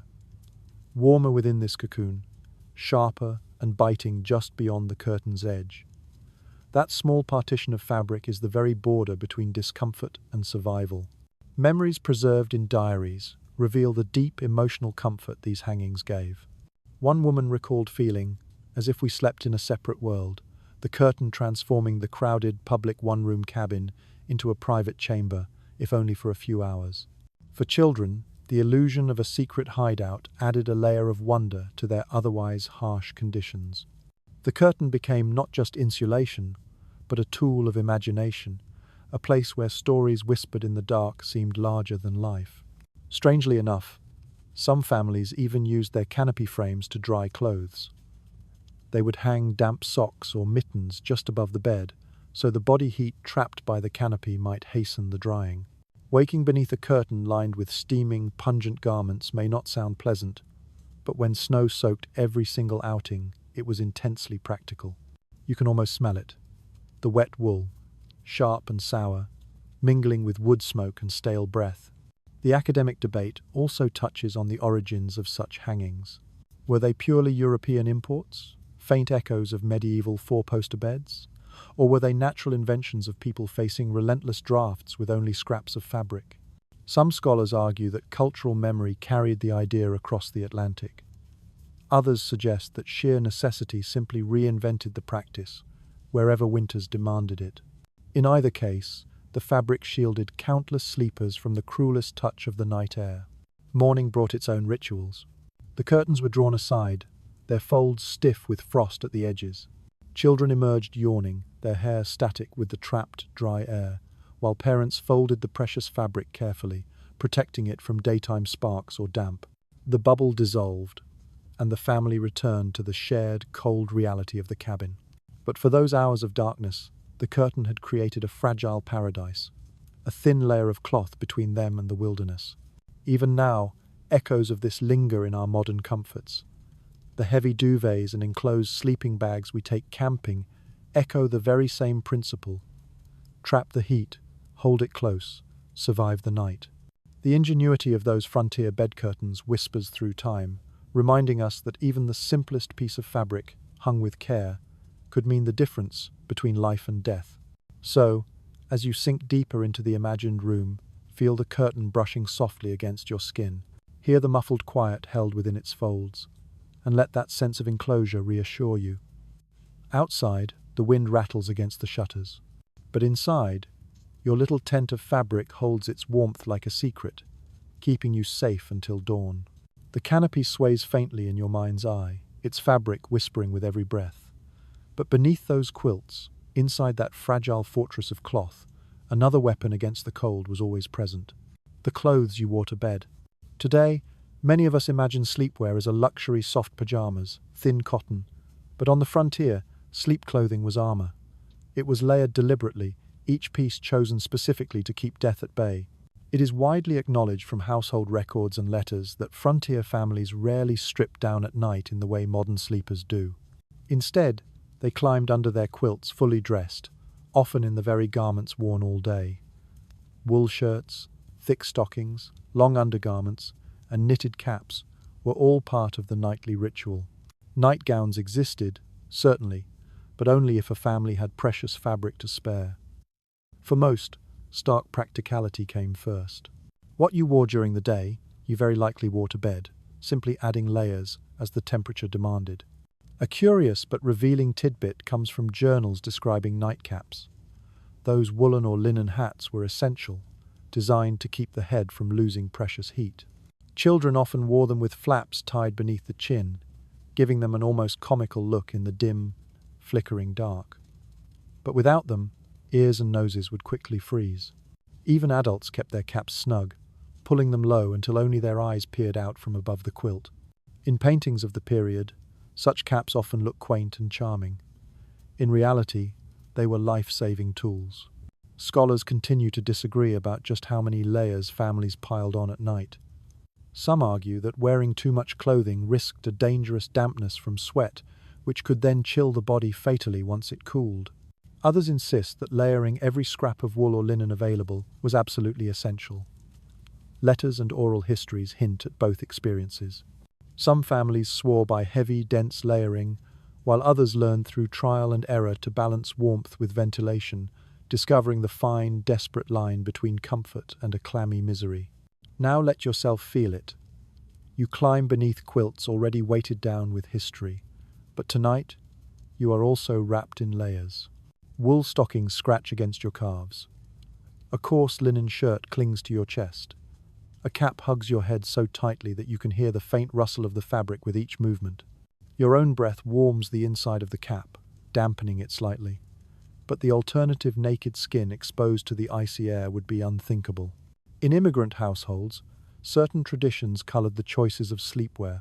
Scandinavian settlers often swaddled their children in layers of sheepskin or fur, fastening them with strips of cloth like little winter cocoons. German families prized their thick wool undergarments, knitted thick and long enough to cover both wrists and ankles. English settlers clung to their functional long shirts, garments that doubled as both daywear and nightwear, simple but effective. Each cultural habit was bent toward the same singular purpose: do not let the body's warmth slip away. One offbeat memory comes from a frontier child who recalled sleeping in mittens, knitted far too large, which inevitably slid off in the night and were found stiff with frost by morning. The idea of wearing mittens to bed may sound humorous now, but imagine waking to fingers so numb they barely moved. Mittens became not just comfort, but vital protection. Historians also puzzle over how families managed hygiene while wearing such layers. Infrequent washing was the rule, not the exception. Wool retained odor, and linen nightshirts rarely saw soap during the long, frozen winter months. To us, the thought of sleeping for weeks in the same garments might sound unbearable. Yet to them, it was simple reality. Water was frozen, soap was precious, and survival mattered infinitely more than scent. Diaries sometimes even joke about the companionable smell of the household at night, a dark humor sharpened by necessity. Imagine the sensory picture more fully. You stretch your feet within those coarse stockings. The wool feels stiff, especially where it has frozen slightly from earlier dampness. Your fingers fumble with the edge of your cap, tugging it down tight against your ears. The quilt lies heavy above, yes, but the true shield is what clings closest to your skin. Every single layer is another wall, not of logs or shutters, but of cloth standing against the wind outside. In some families, children wore so many layers that bedtime became a nightly ordeal. One memoir remembers being packed like a sausage in wool and linen until movement was almost impossible. Parents laughed at their bundled children, but they also knew that each extra layer meant another chance to wake with rosy cheeks instead of blue lips. Researchers remain divided on the symbolic meaning of this sleepwear, too. Was it purely utilitarian, or did it carry a sense of modesty and dignity in such crowded, shared sleeping arrangements? Some argue that wearing night clothes preserved a sliver of privacy in households where everyone slept side by side. Others believe modesty was a luxury frontier families simply could not afford, their clothing choices driven purely by raw necessity. And then there were the improvisations. Old sacks were turned into shirts, scraps of fur were stitched into makeshift socks. Even newspapers were sometimes wrapped around legs for insulation. One farmer's wife recalled wrapping her children's feet in cabbage leaves before slipping them into their stockings, claiming the strange, leafy layers kept frostbite at bay. Whether it was practical or purely desperate, such measures remind you how human creativity became as vital as wool or feathers. As dawn approached, families stirred stiffly, peeling off their night layers with profound reluctance. Shirts and stockings were stiff, either with cold sweat or with frost. Caps were askew, hair flattened beneath them. That first step onto the icy floor made the body shiver, but the knowledge lingered. The clothes had done their job. They had carried the family through another night. Now, as you rest in this imagined cabin, you feel the scratch of that wool, the sheer heaviness of the layers, the odd, tight comfort of a cap pulled low. It isn't glamorous, and it isn't meant to be. It is survival, stitched directly into fabric, and worn to bed because warmth is worth more than beauty. Wrapped so tightly, you drift into sleep, grateful for every coarse thread guarding you against the darkness. The quilt presses heavy against you, your wool cap pulled low, but the fire still glows faintly in the hearth. And here, in the stillness of midnight, another kind of warmth joins the arsenal of survival. Warmth carried directly into bed. Frontier families discovered that stones, bricks, and even pieces of iron could become little suns if heated in the fire, wrapped carefully, and then tucked beneath the quilts. These glowing bundles might seem simple, but on the coldest nights they meant the profound difference between restful slumber and hours of bone-deep shivering. Evidence from diaries and household notes makes it clear that the bed warmer, in whatever form, was a beloved tool. Some households owned metal pans with long handles, specifically designed to scoop live coals and slide them quickly across the mattress before sleep. Most relied on simpler methods: bricks heated in the coals, or flat river stones warmed all day by the fire. Once glowing with captured heat, these objects were wrapped in thick cloth, slipped under the quilts, and left to radiate their comfort through the night. The glow itself didn't last long, but for a few blessed hours it softened the icy air.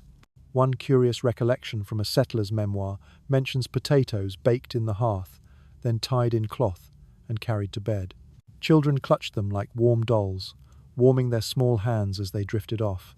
By morning, the potatoes were cold and shriveled, but still edible, a practical, ingenious blend of supper and survival. The detail might raise a smile now, but to those families, it was a clever merging of food and heat in a world that offered little of either. Researchers are still divided over how widespread such practices were. Some argue only households with surplus firewood or iron tools could afford to waste fuel on heating stones. Others suggest the custom was nearly universal, since even the poorest cabins had access to rocks and a hearth. What is certain is that stories of hot bricks and bed warmers appear across regions, suggesting a survival tactic as old as the cold itself. Let yourself imagine the sensory experience. A brick, wrapped in cloth, is slid beneath your quilt. At first, the heat is almost too much, making your feet recoil. But slowly, it fades into a gentle, penetrating warmth that spreads through the bedding. You sigh into the darkness, feeling the stone's energy seep into your bones, warding off the ache of cold toes. The smell of scorched cloth mingles faintly with wood smoke, sharp but oddly comforting. In a world of harsh deprivation, this small luxury feels almost extravagant. One unusual practice among Dutch immigrants involved filling earthenware jugs with hot water, corking them tightly, and slipping them under quilts. The jugs radiated warmth for hours and could be reheated easily each evening. Some families even carried them into sleighs or wagons, turning winter travel into a slightly less punishing ordeal. Imagine the clink of pottery against wooden bed frames, the steam rising as corks hissed loose in the morning. Debates among historians also focus on the safety of these practices. Some argue that hot coals in pans posed enormous fire risks, especially in straw-filled cabins. Indeed, stories survive of bedding igniting, flames racing across quilts before being beaten out in panic.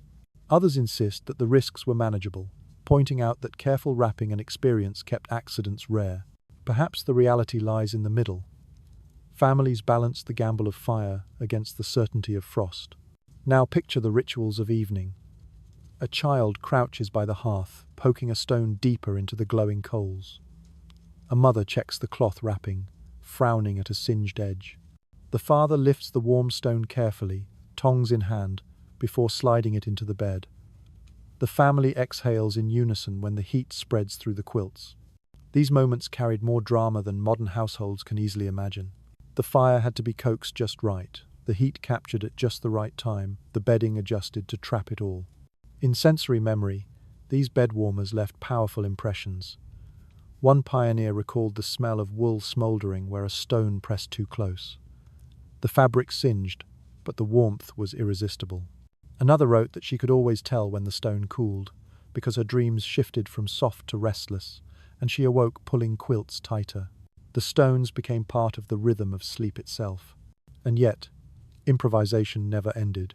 When stones weren't available, families turned to whatever they had. Iron tools, kettles filled with hot water, even small sacks of heated sand. Some native techniques adopted by settlers used heated earth buried in pits beneath bedding, though these were less common in cabins. The creativity shows how determined families were to harness every flicker of warmth from their environment. Children often treasured these warm bundles like companions. Letters describe youngsters naming their heated stones, carrying them from the hearth to bed like cherished toys. By morning, the stones lay cold and lifeless. But at night, they seemed almost magical, glowing with the day's fire. You can almost hear a child's laughter as they clutch a wrapped brick, whispering good night before drifting into sleep. Modern echoes of this trick remain in hot water bottles and electric blankets. But in the frontier cabin, these warmed objects weren't conveniences, they were lifelines. A single brick could mean fewer tears, fewer chills, and one more family making it through another punishing winter night. Now, as you stretch beneath the imagined quilt, feel the warmth at your feet from a stone pulled fresh from the hearth. Let it sink into your body, easing the sting of cold that nips at your nose and ears. Outside, snow heaps higher against the walls, and the wind prowls like a hungry animal. Inside, the stone radiates its borrowed heat, small but steady, carrying you just far enough toward dawn. The brick still glows warmly in your imagination, hidden under quilts like a secret, portable ember. Yet the truth is, no matter how many stones were tucked into beds or quilts stitched together, all of it would have failed without one essential foundation: wood. Firewood was the non-negotiable currency of survival. Every ember in the hearth, every stone warmed for sleep, every pot of stew simmering late into the night depended entirely on an unbroken supply of cut and stacked logs. Without them, the frontier family faced the cold with empty hands. Accounts from the 18th and 19th centuries consistently emphasize how much time and energy communities devoted to fuel gathering. Families didn't just chop a few logs now and then when they felt a chill. They spent entire seasons cutting, splitting, and hauling. It is clear from surviving farm records that a single household might require 10 to 15 cords of wood to last through a harsh winter. Each cord is a towering stack, measuring 4 feet high, 4 feet deep, and 8 feet long. Imagine that mountain of labor, 15 times over, every single piece carved from the wilderness by human muscle. One offbeat detail comes from a Vermont diary describing Woodbee's communal gatherings, where neighbors worked together to cut and split logs for families who had fallen behind, perhaps due to illness or a late start.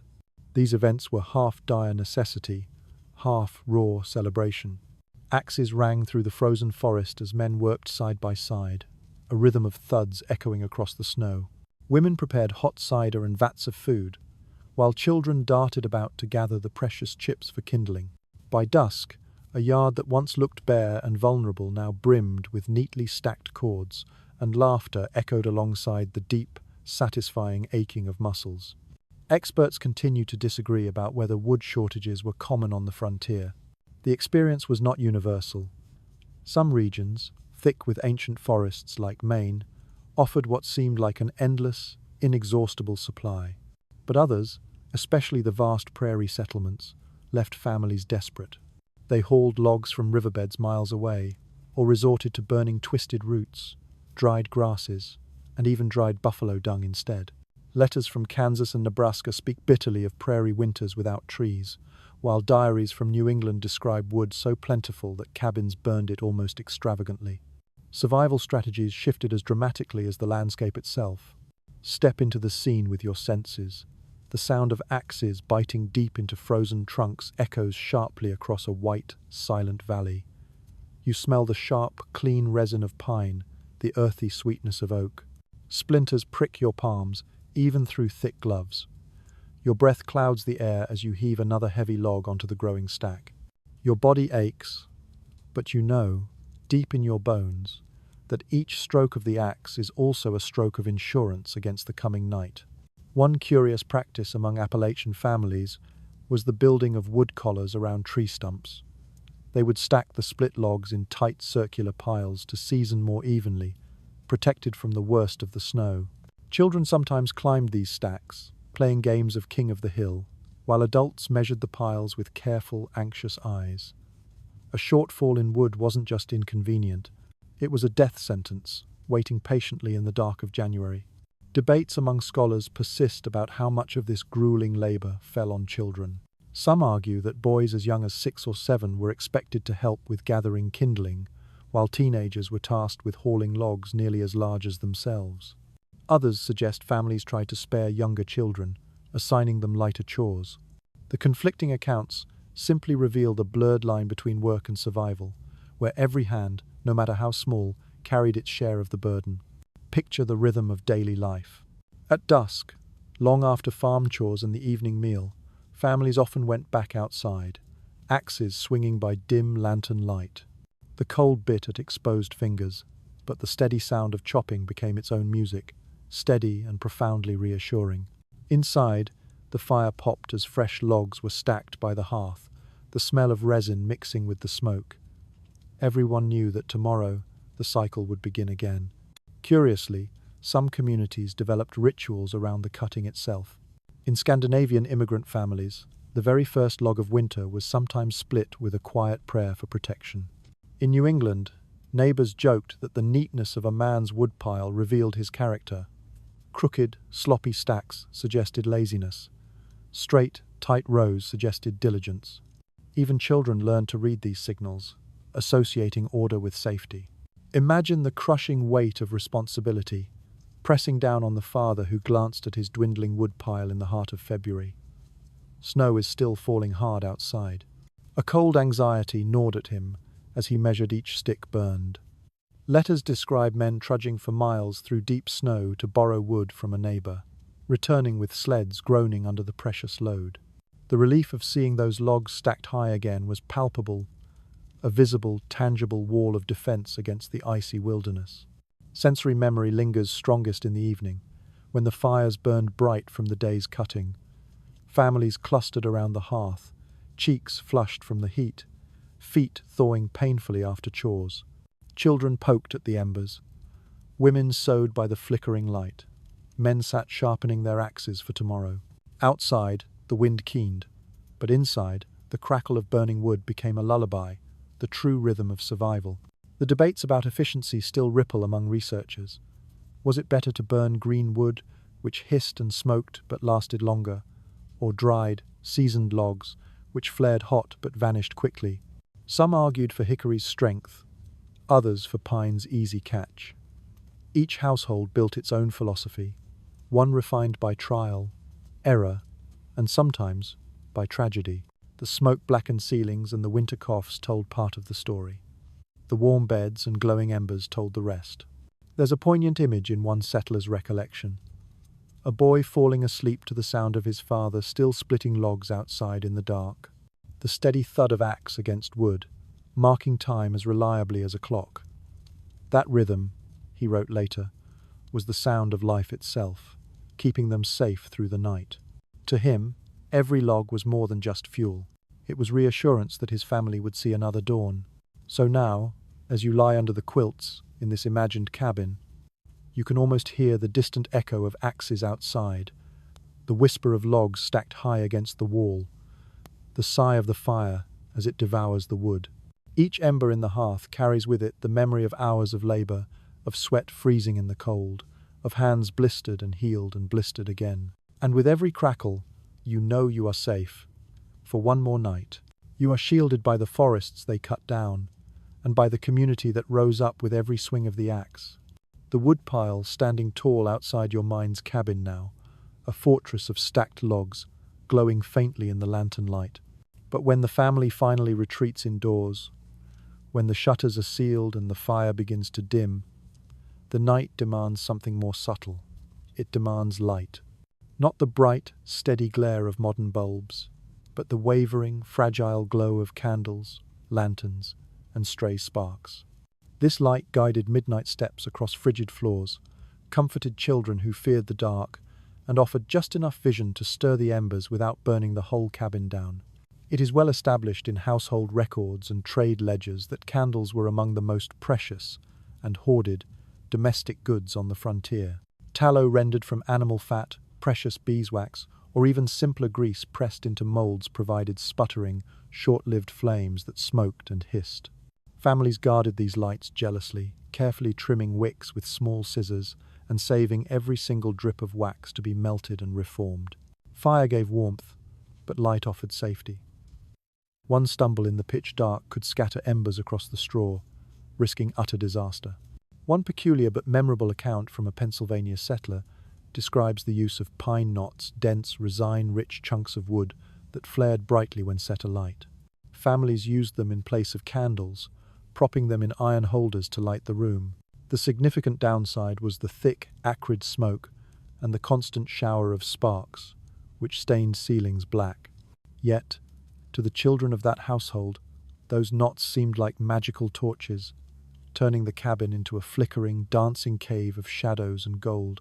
Scholars remain divided on whether families relied more on these candles or on oil lamps during the harshest winters. Some argue that rendered tallow from their own livestock made candles the most accessible, self-sufficient choice. Others highlight trade records showing whale oil and later kerosene arriving even in remote towns, suggesting that lamps played a larger role than we think. Perhaps the truth is simply that families used whatever they could obtain, improvising from week to week as supplies ebbed and flowed. Now step closer into this dim space with your senses. The room is swallowed by darkness, except for the flame of a single precious candle. Its light flickers across the log walls, throwing shadows that shift and stretch like restless spirits. The air smells faintly of smoke and hot, rendering fat, a pungent mixture that clings to hair and cloth. When you move across the room, your own shadow looms large on the wall, stretching monstrously, then shrinking with each step. Every creak of the floorboard feels amplified in that fragile, lonely circle of light. One curious custom in some immigrant households was to assign a child the solemn task of lightkeeper. Their duty was to carry the candle holder during any late-night trips across the cabin, whether to the hearth, to fetch water, or to check on younger siblings. Imagine the pride of a 7-year-old clutching a lantern, eyes wide as the room bloomed with shifting light. That flicker wasn't just illumination.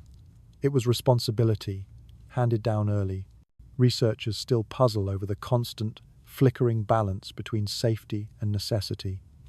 Too little light, and a child or adult might stumble into the fire.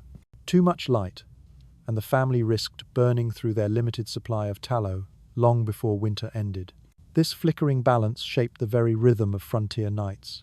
Brief bursts of necessary glow, followed by long, dark stretches where families huddled under quilts, speaking softly until sleep overcame them. Picture a midnight moment. The father rises to tend the fire. He slides from beneath the quilts, the cold hitting him like a physical slap. A lantern swings in his hand, its glass smudged with soot, the flame guttering as he crosses the cabin. The sound of his steps creaks through the silence, and the faint, moving light wakes a child, who watches him like a ghost moving through the shadows. He kneels by the hearth, pokes at the embers until they flare, and then returns to bed, leaving the room once again to almost total darkness. One unusual tidbit appears in letters from frontier women. Some, lacking a candle, used the glowing coals themselves as light. They would scoop them onto iron plates or a shovel to brighten a small area. The intense red glow was just enough to thread a needle or mend a tear, though it filled the cabin with a sharp, smoky tang. To modern eyes, it seems incredibly risky. To them, it was simply another tool, pressed into service by necessity. Debates still swirl among historians about whether frontier families feared the dark more than their urban counterparts. Some suggest the profound isolation magnified every fear, with wolves howling outside and only thin shutters for protection. Others counter that frontier children grew accustomed to near-total darkness, finding it no more alarming than daylight. What seems certain is that the darkness shaped their routines. Bedtime came early. Work ceased once the candles were gone, and long hours stretched out, reserved only for sleep. Imagine the sensory tapestry of such a night. The only light in the room comes from the faint embers and a single candle, flickering low. You can hear the wax dripping. You can smell the fat burning. Your eyes strain to make out shapes in the gloom. But soon, the darkness claims the corners, pressing them into invisibility. You curl closer under the quilts, acutely aware that your entire world is now limited to the small circle of warmth and the faint, precious glow of the fire. Everything beyond feels vast, cold, and unknowable. And yet, that light carried comfort as much as it carried sight. A child drifting to sleep beneath the tiny glow of a lantern felt safer, convinced that the flame itself kept the dangers of the dark at bay. Parents whispered stories by the firelight, their faces half illuminated, their voices low and soothing. The flame became not just a tool, but a companion, a flickering friend that kept the wilderness outside at bay. Curiously, some communities even embraced rituals of extinguishing. Families sometimes gathered for evening prayers by candlelight, and then, as the final act, blew out the flame together, marking the official surrender to the night. Children remembered the whoosh of breath, the sudden, total plunge into blackness, and the way the silence seemed to grow thicker, heavier afterward. That simple ritual gave structure to their nights, a small ceremony turning an act of danger into one of routine. Now, as you rest within this imagined cabin, feel the flicker of the candle at your bedside. Watch the shadows ripple across the wall. Listen to the faint hiss of the tallow burning. You know the flame will soon die, leaving you in darkness. But for these last moments, it cradles you in its fragile glow, a quiet reminder that even the smallest light can help carry you through the very coldest night. The candle sputters lower in its holder, and shadows creep back into every corner of the cabin. You can almost hear the hush as the room prepares for the longest, darkest stretch of the night. But while families hoped for uninterrupted sleep, the reality was far more fragmented.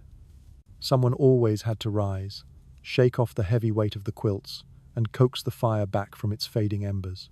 Sleep on the frontier often came in shifts, irrevocably broken by the unending, critical need to guard the hearth. Records from farm diaries and household notes make it plain that tending the fire was an appointed duty. One person, sometimes the father, sometimes the eldest child, was tasked with rising in the dark hours to stir the coals, add logs, and make absolutely sure the flames never died completely. It wasn't optional. A hearth gone cold meant waking to frost inside the cabin, to frozen water buckets, and to mortal danger pressing in from every side. The fire had to be fed like a living, hungry creature, and families organized their sleep around its demands. A curious recollection survives from a settler in Ohio who wrote that his mother used a heavy brass pot lid to cover the embers at night. She believed it smothered the flames just enough to let them glow steadily until morning. She still rose, once or twice, lifting the lid to poke the coals. Her children joked she was like a nurse checking on a patient, fussing over her sleeping fire to keep it alive. That small, intimate detail captures the tenderness with which families regarded their only source of heat. Experts continue to debate how deliberate these sleep shifts were. Some argue that households consciously divided the night into watches, ensuring someone was always half awake. Others believe the pattern was more accidental. Parents simply stirred when the cold seeped in too deep. Children woke from coughs or dreams. Tending the fire became the natural outcome of these restless nights. Either way, frontier sleep was rarely the deep, unbroken slumber we imagine today. Step closer into the sensory rhythm of such a night. You are half dreaming when a sudden, sharp chill brushes your face. Slowly you push free of the quilts, your breath puffing white in the air.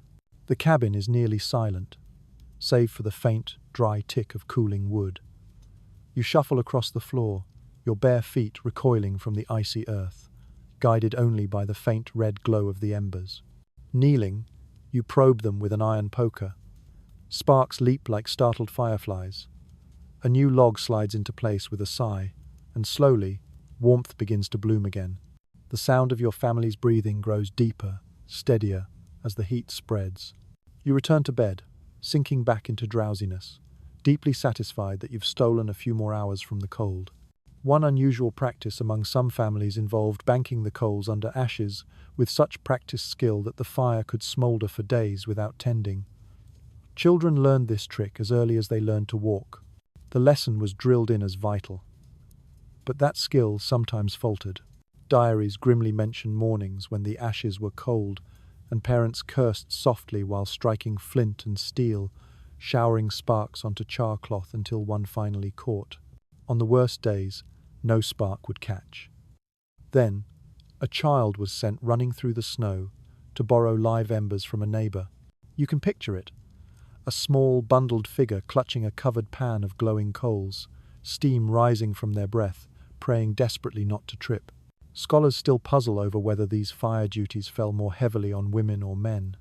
Some accounts emphasize mothers who rose in the night, tending the hearths while infants stirred.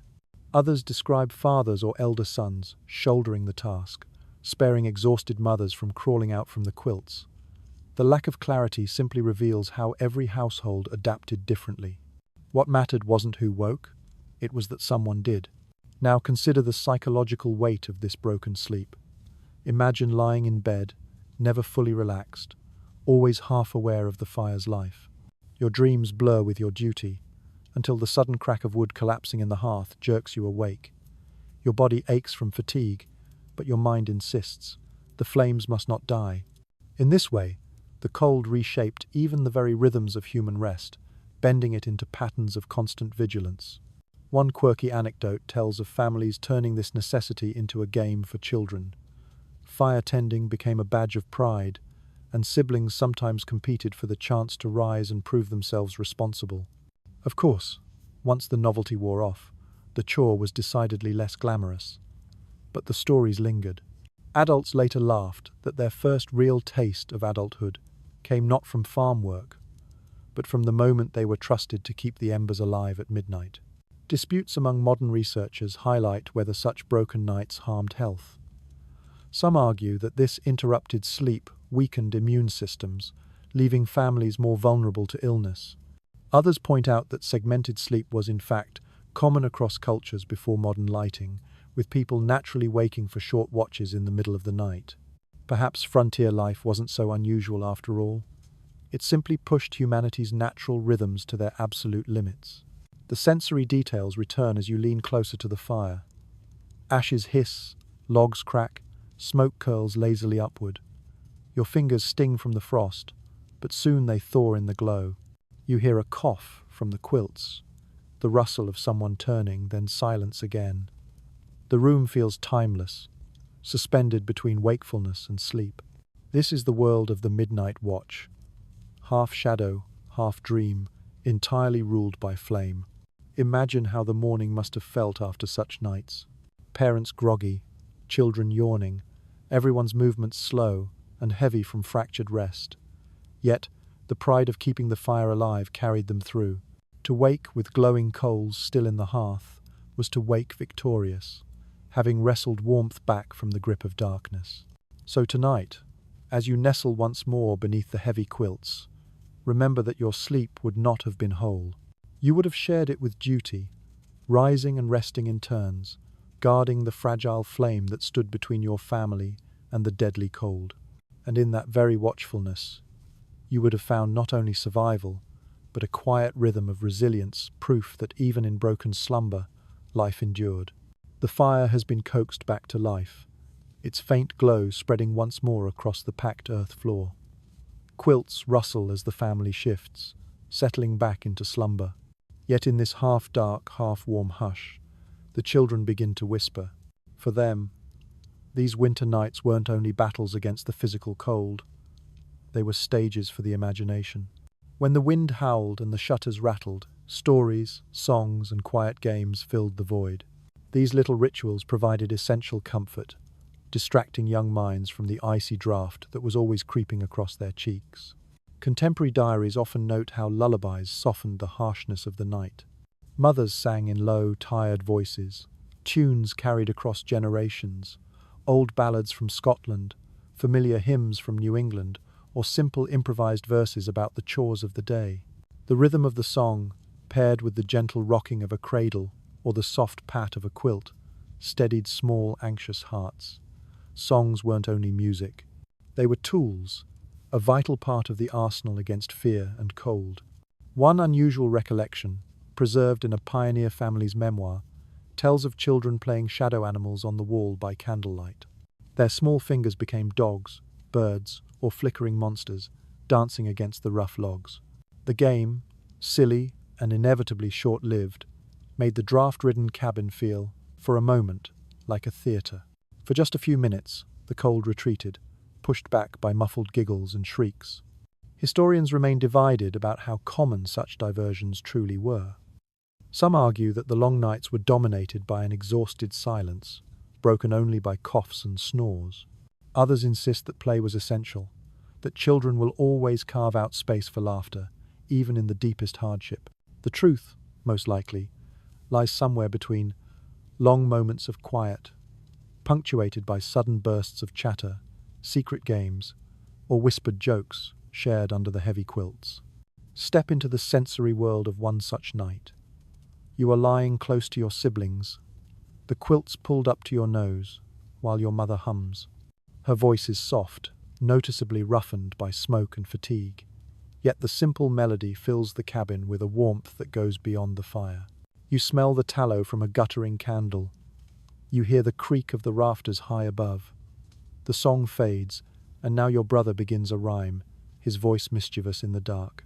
Soon, you're laughing too, the sound muffled under the bedding, until your father clears his throat, a sound that is half stern, half amused, and everyone settles back into a drowsy silence. A curious detail emerges in letters from German immigrants. Children sometimes chanted counting rhymes in both German and English before sleep, a way of practicing their new language while easing their fears. Imagine the sleepy jumble of syllables, half understood, but repeated dutifully until their voices trailed off into snores. In this way, even language itself became a lullaby, stitching old worlds securely to the new. Researchers still debate whether such practices carried a deeper meaning. Were these lullabies and games mere distractions, or did they function as quiet lessons, embedding moral tales, cultural identity, or lessons about bravery, faith, or hard work? Were they designed to strengthen children's spirits for the hardships ahead? Or, perhaps, were they simply improvised comforts, born of tired parents desperate to hush restless, cold children? The uncertainty lingers, like the echo of a song long after its final note has faded. Now, imagine the physical sensations. A child fidgets under the quilts, their legs kicking the dry straw beneath. Cold toes poke sharply against a sibling's back, provoking muffled, sleepy protests. Someone sneezes, the sound loud and sudden in the stillness. Yet laughter follows, and for a brief moment, the cabin feels less like a prison of cold and more like a shared, living stage. The sound of play, even when faint, carried as much warmth as the embers in the hearth. One eccentric practice, described in a Kentucky homestead, was a game called breath clouds. Children would exhale forcefully into the cold air just above their quilts, giggling as their white puffs swirled in the dim light like tiny, vanishing ghosts. Parents would scold gently, "Save your heat." But the game always returned, night after night. The imagery is vivid, a dark cabin, alive with the silent, drifting clouds of breath. Children entranced by their own bodies, producing something so visible, so magical. Scholars also note that winter storytelling often carried necessary warnings. Tales of travelers frozen in snowdrifts, or of spirits that prowled the darkness outside, served to remind children to respect the cold. These stories, half frightening and half comforting, taught vital lessons through fear. Yet, in the dim, secure glow of the fire, those warnings softened into rituals of family bonding. A child listening to a parent's hushed, serious voice felt secure, even when the tale itself spoke of danger. Think of the sensory arc of such storytelling. The fire pops softly, a dog sighs at the foot of the bed, and your father begins a tale in his low, deliberate voice. Shadows stretch and loom across the wall as he speaks. You clutch your quilt tighter, feeling both afraid and thrilled, until, slowly, drowsiness overtakes the fear. By the time the story ends, your eyelids droop, and the winter night has lost some of its sharp, immediate bite. Researchers remain intrigued by the way these practices turned profound hardship into lasting memory. Adults, writing decades later, often describe their childhood winters with surprising fondness. They remembered not the biting cold, but the shared laughter, the quiet songs, the stories whispered in the dark corners. This powerful nostalgia hints at how play and song effectively reframed their suffering, transforming raw survival into something children could recall with genuine warmth. One quirky anecdote describes a mother knitting by the firelight, while her children performed songs they had learned at school, stumbling over the lyrics but laughing at their own mistakes. The cabin became their stage, the quilts their costumes, the hearth their only spotlight. For a little while, the howling wind outside was transformed into applause. As you sink deeper into this vision, imagine yourself in that bed once more. The cold still nips at your face, drafts still creep under the door, but all around you, the muffled laughter fades into snores. The songs dissolve into silence, and the stories linger like friendly ghosts in the rafters.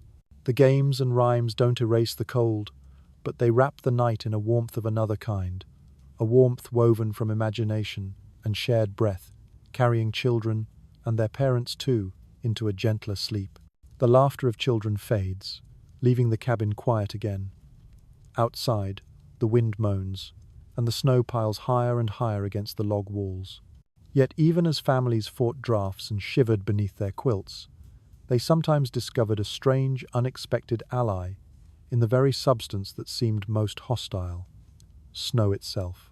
Where most might see snow only as an enemy smothering fields, freezing rivers, blocking paths frontier, families often learned to use it as an insulator, a natural barrier against the bitter, invasive cold.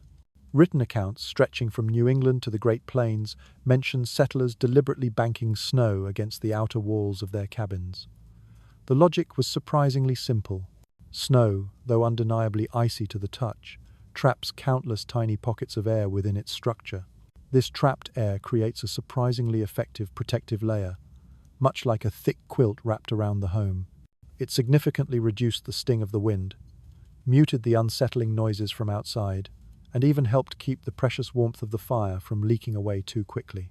Imagine the sight. A cabin half buried in deep drifts, its windows peeking out like sleepy eyes from under a thick, insulating blanket of white. One unusual observation from a Canadian settler's letter describes deliberately shoveling snow against the house until it reached the eaves. "We live in a cave of snow," he wrote, "but never were the warmer for it." Inside, he noted, the fire burned brighter, and the temperature held steadier than it had during the bare-walled chill of autumn. To modern ears, it sounds completely paradoxical, piling frost against the walls to fight the frost, but in practice, it demonstrably worked. Experts remain divided over how common or how intentional this practice truly was.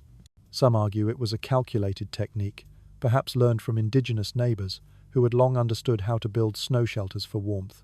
Others insist it was often simply a passive byproduct of relentless winter storms, with families merely taking advantage of the deep drifts that piled up naturally against their walls. This lack of agreement reveals how survival constantly blurred the line between deliberate design and opportunistic adaptation. Did families consciously engineer their snowbanks, or did they merely accept nature's sometimes helpful gift? Perhaps both were true, varying from household to household, year to year. Step into the sensory world of such a snow-banked cabin. The walls feel muffled, the outside sounds are softened until even the howl of nearby wolves becomes distant, less threatening. The weak light filtering through the oiled paper windows turns distinctly bluish, tinted by the deep snow pressed right against them. Inside, the air feels noticeably stiller, less drafty, though the smoke from the hearth might linger longer, trapped by this new, unintentional layer of insulation. The scent of burning wood mixes with the faint, cold dampness of melting snow at the wall's edges, a fragrance both earthy and sharp.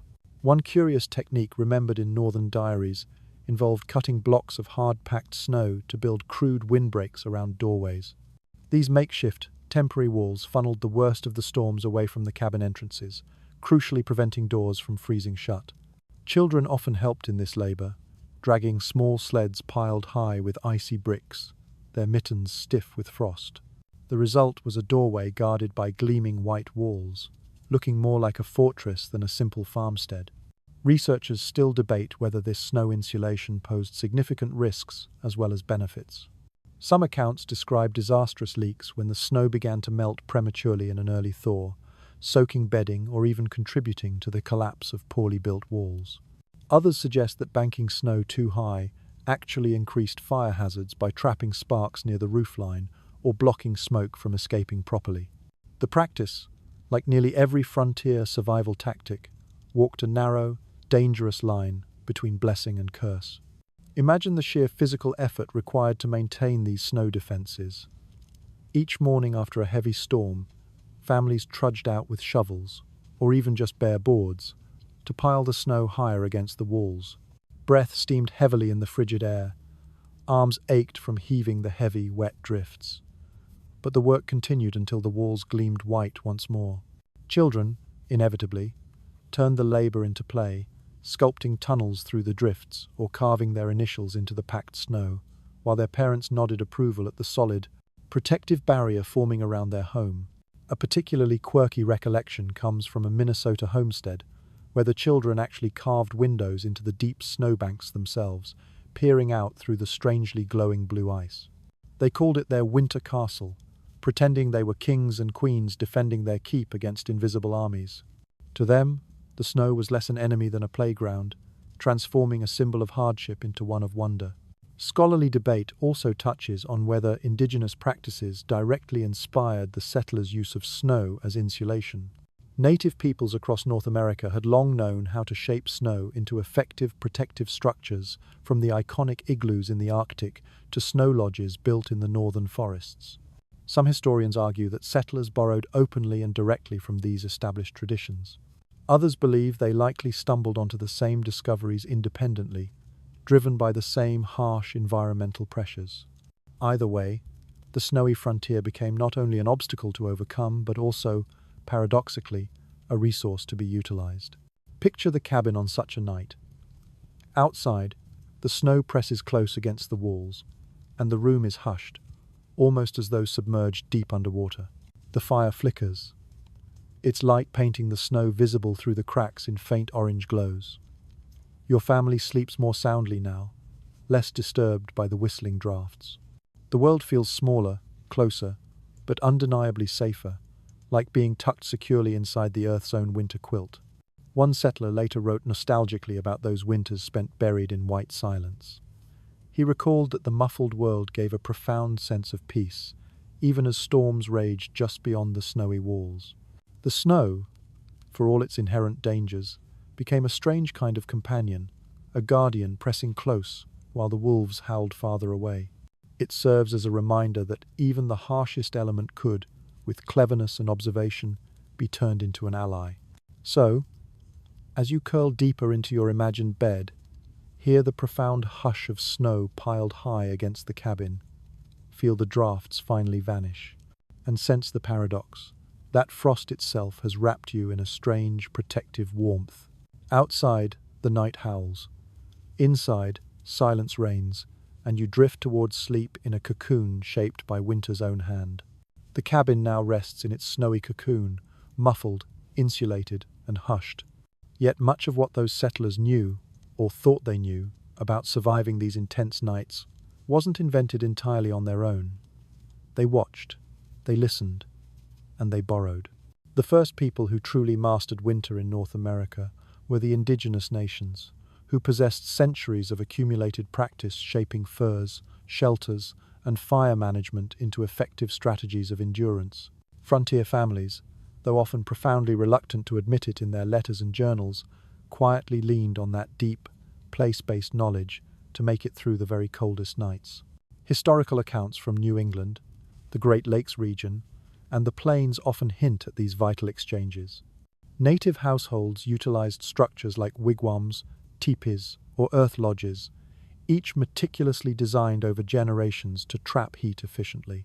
Settlers, by stark contrast, often arrived with log-building traditions developed in milder European climates, entirely unsuited to the bitter extremes of North American winters. When they inevitably realized their drafty cabins leaked precious heat, they observed their indigenous neighbors and slowly began to adapt. They learned techniques like banking fires in pits for longer-lasting heat, draping furs thickly around their beds for insulation, and insulating their shelters more effectively with readily available natural materials. Though official documents rarely credited this crucial borrowing, oral histories faithfully preserve the memory of native guidance, offered guidance sometimes accepted, sometimes tragically ignored. One unusual anecdote tells of settlers in the Great Lakes region copying the Ojibwe custom of sleeping beneath layers of animal hides with the fur turned inward. Unlike woven quilts, these furs clung closer to the body, and their natural oils helped repel moisture. Children who experienced this vividly remembered the distinct smell of bear or deer, hides pungent but deeply protective, spread across their beds until the whole family seemed wrapped in the very essence of the forest itself. That powerful sensory detail, musky fur mingling with wood smoke, marked survival in ways that simple cloth alone could not. Researchers remain divided about how deeply these indigenous practices actually penetrated settler life. Some argue they became widespread, subtly shaping everything from the design of fire pits to choices in clothing. Others suggest they were adopted only in dire emergencies, quickly dismissed when settlers felt they could fall back on familiar European traditions. This ongoing debate highlights how cultural pride and deep-seated prejudice often obscured the practical, life-saving reality. Survival cared little for origins. If a technique kept you alive, you used it. Imagine, for a moment, the sensory world of a wigwam properly adapted for winter. Birch bark walls, skillfully sealed with spruce gum. Thick mats woven from cattail reeds layered inside for insulation. Furs piled deep across the floor. A small, efficient fire pit smolders in the center, smoke drifting steadily upward through a carefully designed vent at the top. The air inside is noticeably warmer, steadier, blessedly free from the constant drafts that plagued log cabins. Settlers stepping into such spaces often described their astonishment. How could mere bark and hides possibly outmatch their heavy, solid log cabins? Yet they did, precisely because indigenous people had shaped their designs over centuries, specifically for this land's particular, brutal cold. One curious practice, borrowed quietly by some frontier families, was the use of raised sleeping platforms. Instead of placing bedding directly on the icy ground, hides or mattresses were spread over simple wooden frames or woven reed mats, lifting sleeping bodies away from the cold earth. Surviving letters mention children sleeping noticeably more soundly when lifted just a few feet higher off the floor. The difference was profound. Less heat lost to the ground, fewer shivers, longer, more restorative rest. Experts still disagree about whether settlers openly acknowledged the debt they owed for these crucial lessons. In many journals, you find vague, evasive phrases like, "We discovered a new trick," or "We tried a different method," with absolutely no mention of the native teachers who likely demonstrated these techniques. Yet, the parallel details appearing across diverse regions, a fir curtain used here, a snow-banked wall there, strongly suggest the borrowing was far more than mere coincidence. It reveals the slow, often unacknowledged migration of essential knowledge, threaded through the landscape by sheer necessity. Now picture yourself wrapped in one of these borrowed techniques. A heavy fur pelt lies over your quilt. Its coarse guard hairs brush lightly against your chin. Beneath it, a dense, primal warmth clings tightly, distinctly different from the familiar scratch of wool. Perhaps the fire pit, now situated in the cabin's center, glows steadily, its heat rising efficiently without flickering away uselessly up a poorly built chimney. The air smells of resin, fir, and damp earth, a blend at once strange and deeply soothing. Outside, the snow presses hard against the walls, but inside, this borrowed wisdom shields you. One quirky memory recounted by a settler child recalls their father stuffing cattail fluff into the cracks between the logs, marveling aloud at how the soft, downy fibers resisted the drafts so effectively. The trick, he eventually admitted, came from a native neighbor. To the children, it simply felt like sleeping inside a giant, cozy pillow, the walls strangely padded and muffled. Such moments of adopted ingenuity, sometimes dismissed, sometimes cherished, blended traditions into new, hybrid forms of survival. The scholarly debate still circles. Did settlers truly embrace indigenous winter knowledge in a meaningful way? Or did they simply pick convenient fragments, reshaping them to fit familiar European molds? Some argue the very persistence of the inefficient log cabin proves a certain cultural stubbornness. Others counter that the sheer survival of frontier families in extremely harsh regions like Minnesota or Ontario demonstrates they must have adopted far more than they openly admitted. Either way, these long winter nights tell a story not only of human endurance, but also of quiet, often unrecorded, cultural exchange. Think of the children who grew up in those blended households.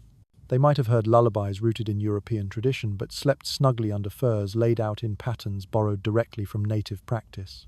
They whispered stories about wolves howling outside, while breathing air softened by cattail insulation packed into the walls. Their formative memories carried both worlds, stitched seamlessly into the same complex quilt of survival.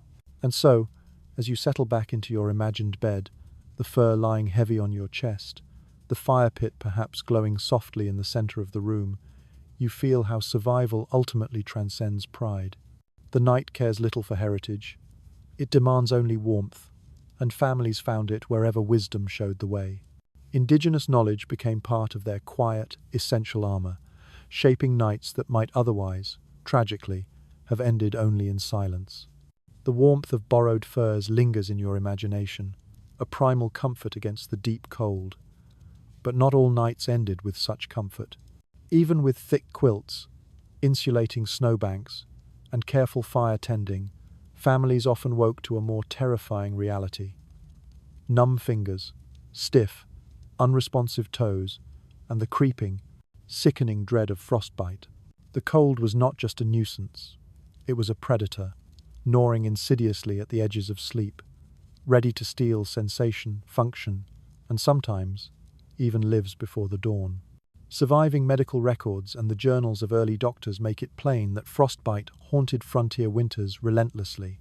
Settlers wrote chillingly of waking to find water buckets frozen solid inside the cabin, their own hair stiff with ice where it touched the walls, and children's hands swollen, pale, and white.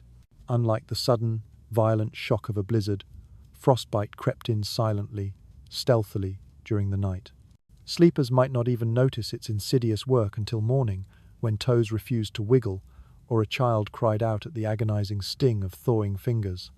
One haunting but peculiar story survives from a diary kept in upstate New York. A father discovered his young son's ears frozen completely stiff after a particularly bitter night spent in the loft. The boy had slept closest to the draftiest wall, and while the rest of his body was shielded by blankets, his ears lay exposed to the relentless cold. The horrified family rubbed snow against them, a common treatment, thought helpful at the time, though now known to be harmful, and prayed fervently that he would recover. He did, though the ears remained scarred, a lifelong, visible reminder of one winter's particular cruelty. Experts still disagree about how frequently frostbite actually claimed victims. Some historians argue that severe cases resulting in amputation or death were relatively rare, reasoning that families possessed so many layered defenses against the cold. Others strongly believe the silence within many historical records masks the true grim toll, suggesting that cases were often downplayed in letters home out of shame, grief, or simply a grim acceptance. The truth likely lies somewhere in between. Serious, life-altering frostbite wasn't necessarily a nightly occurrence, but the fear of it lingered constantly in every household. Now step into the sensory world of such fear. You lie beneath the heavy quilts, but a chilling cold creeps in like an unwelcome intruder, brushing stealthily over your feet. At first it feels like just a prickling numbness, almost a tingling. Then it deepens into a dull, persistent ache, until even shifting your legs frantically does little to help. You desperately tuck your feet tighter against a sibling's warm calves, desperate for any shared warmth. Your nose stings sharply, your ears burn with the cold, and you bury your face deeper into the rough blankets, breathing into the small pocket of warmer air. Sleep comes fitfully, if at all, chased by the gnawing dread that you will wake without sensation, without function, in your hands or toes. One unusual but memorable treatment settlers firmly believed in was vigorously rubbing the affected skin with goose grease or bear fat, hoping the oils would somehow restore circulation. Some even wrapped frozen fingers in slices of raw onion, convinced the pungent vapors possessed the power to draw the warmth back into the deadened flesh.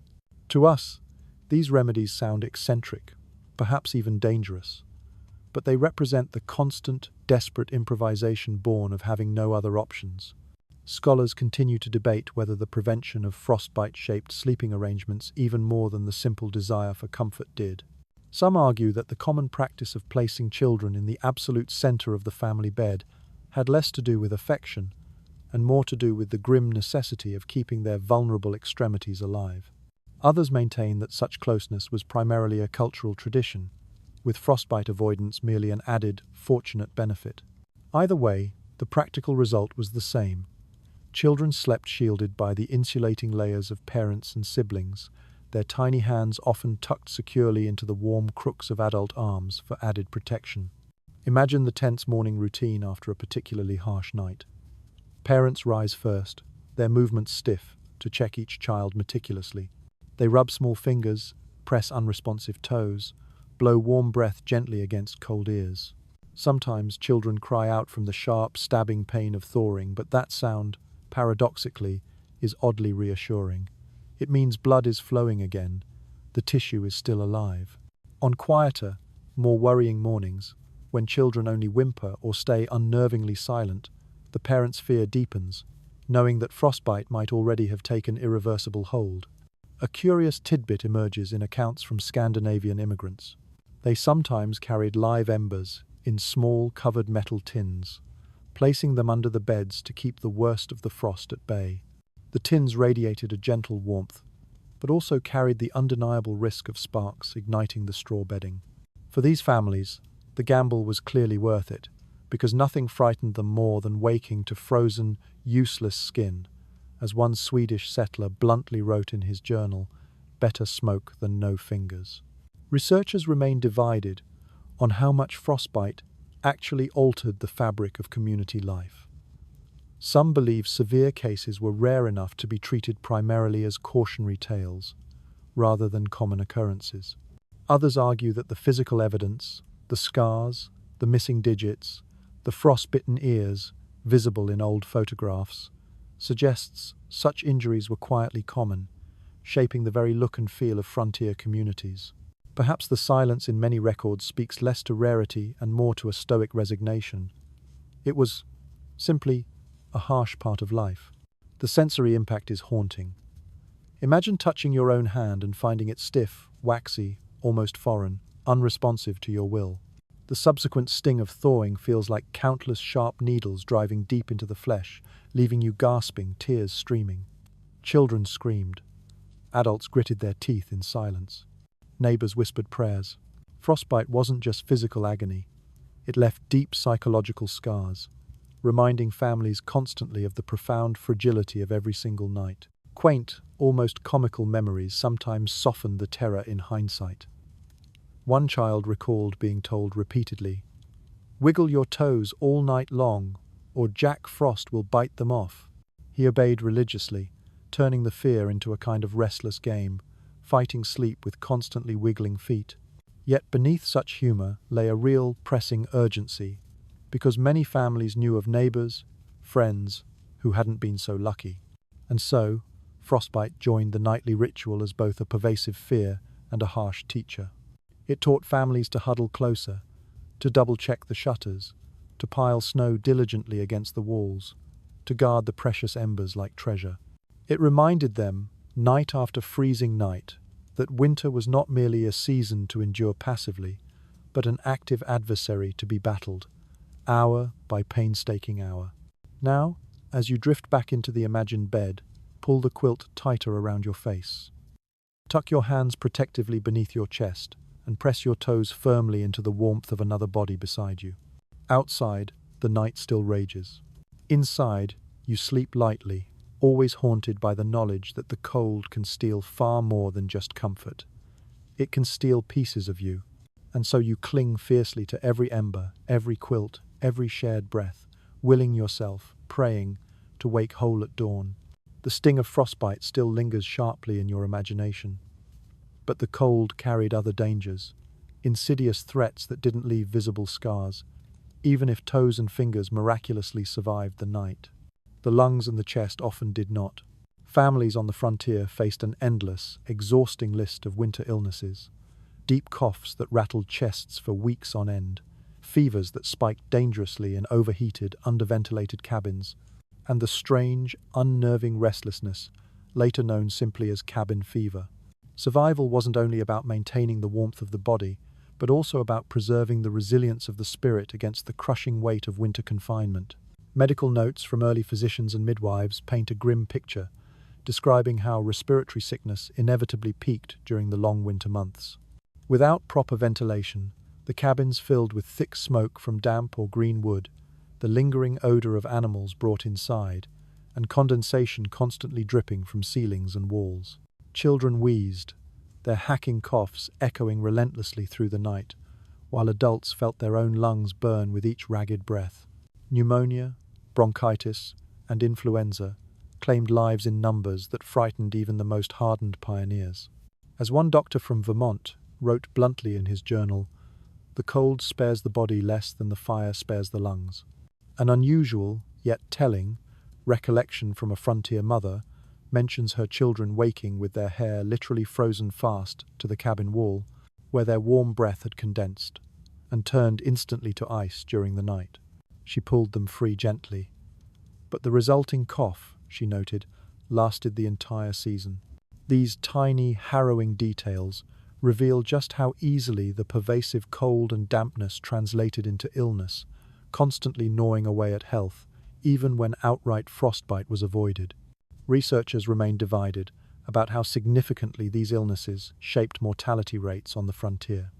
Some argue forcefully that these winter sicknesses killed more settlers than starvation or wolves combined. Others insist that while illness was undeniably common, most families somehow endured, weakened, yes, but not ultimately destroyed. This disagreement only underscores the fragile, precarious balance of life. Sometimes, coughs faded with the spring thaw. But other times, they lingered, tragically hollowing out families, taking parents or children alike. Step into the sensory world of such nights. You're wrapped tightly in quilts, but the air inside the cabin is thick, heavy with smoke.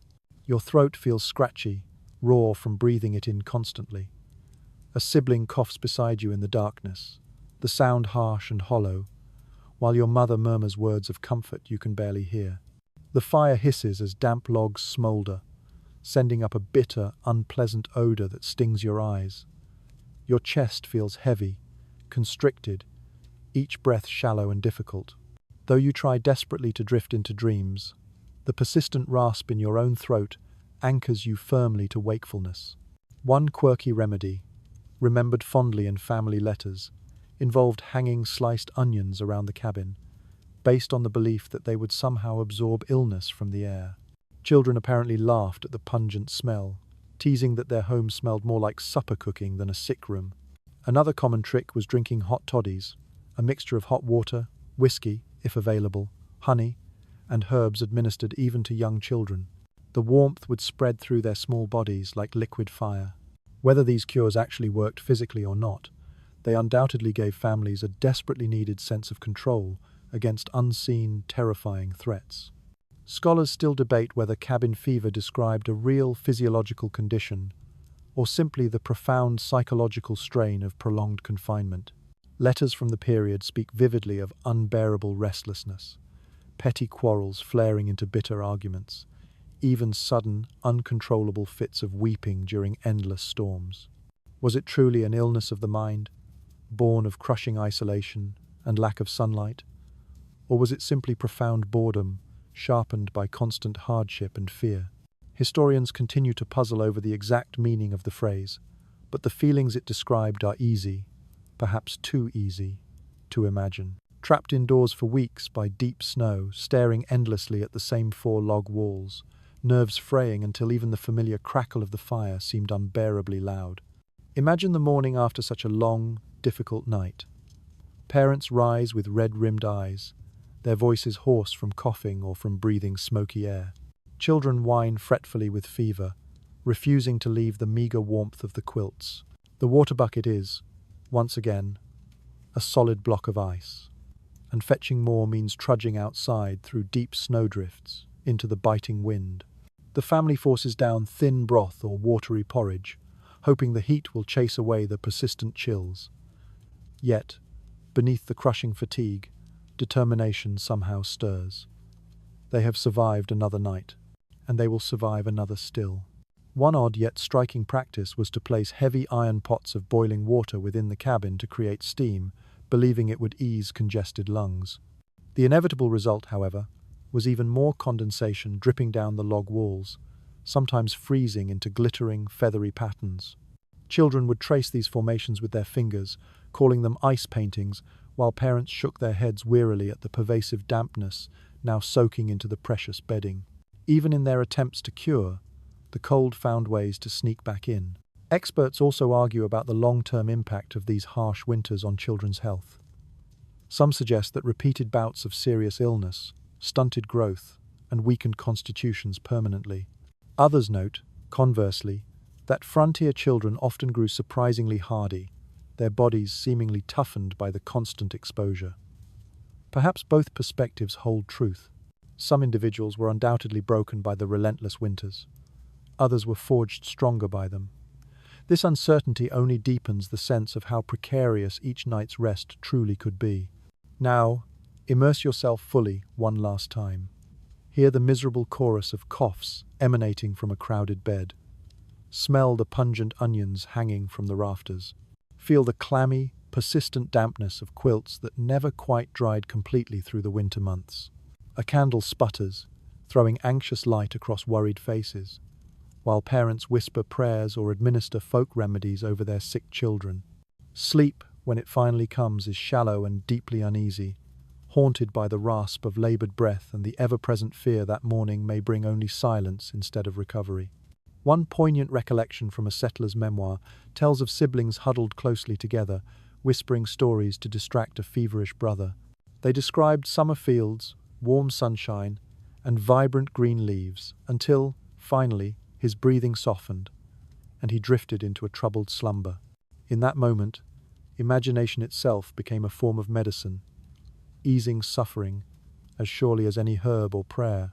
So, as you settle into your imagined bed again, Let yourself feel the heaviness in the lungs, the dampness clinging to the air, and the profound fragility of every single breath.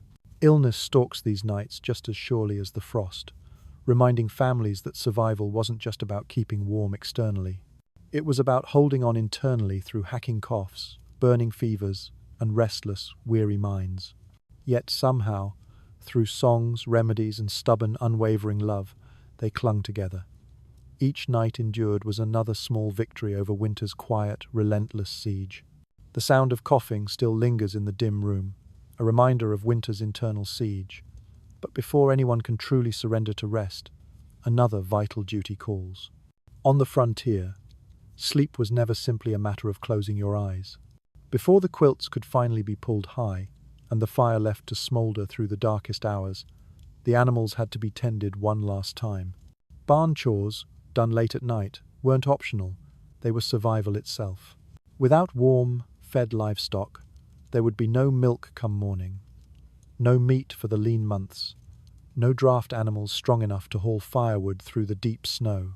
So, families braced themselves against the biting cold, stepping out once more into the unforgiving dark to care for creatures whose needs were just as pressing, just as fundamental as their own. It is well documented in numerous farm journals and personal memoirs that these evening chores were an essential ritual of frontier life.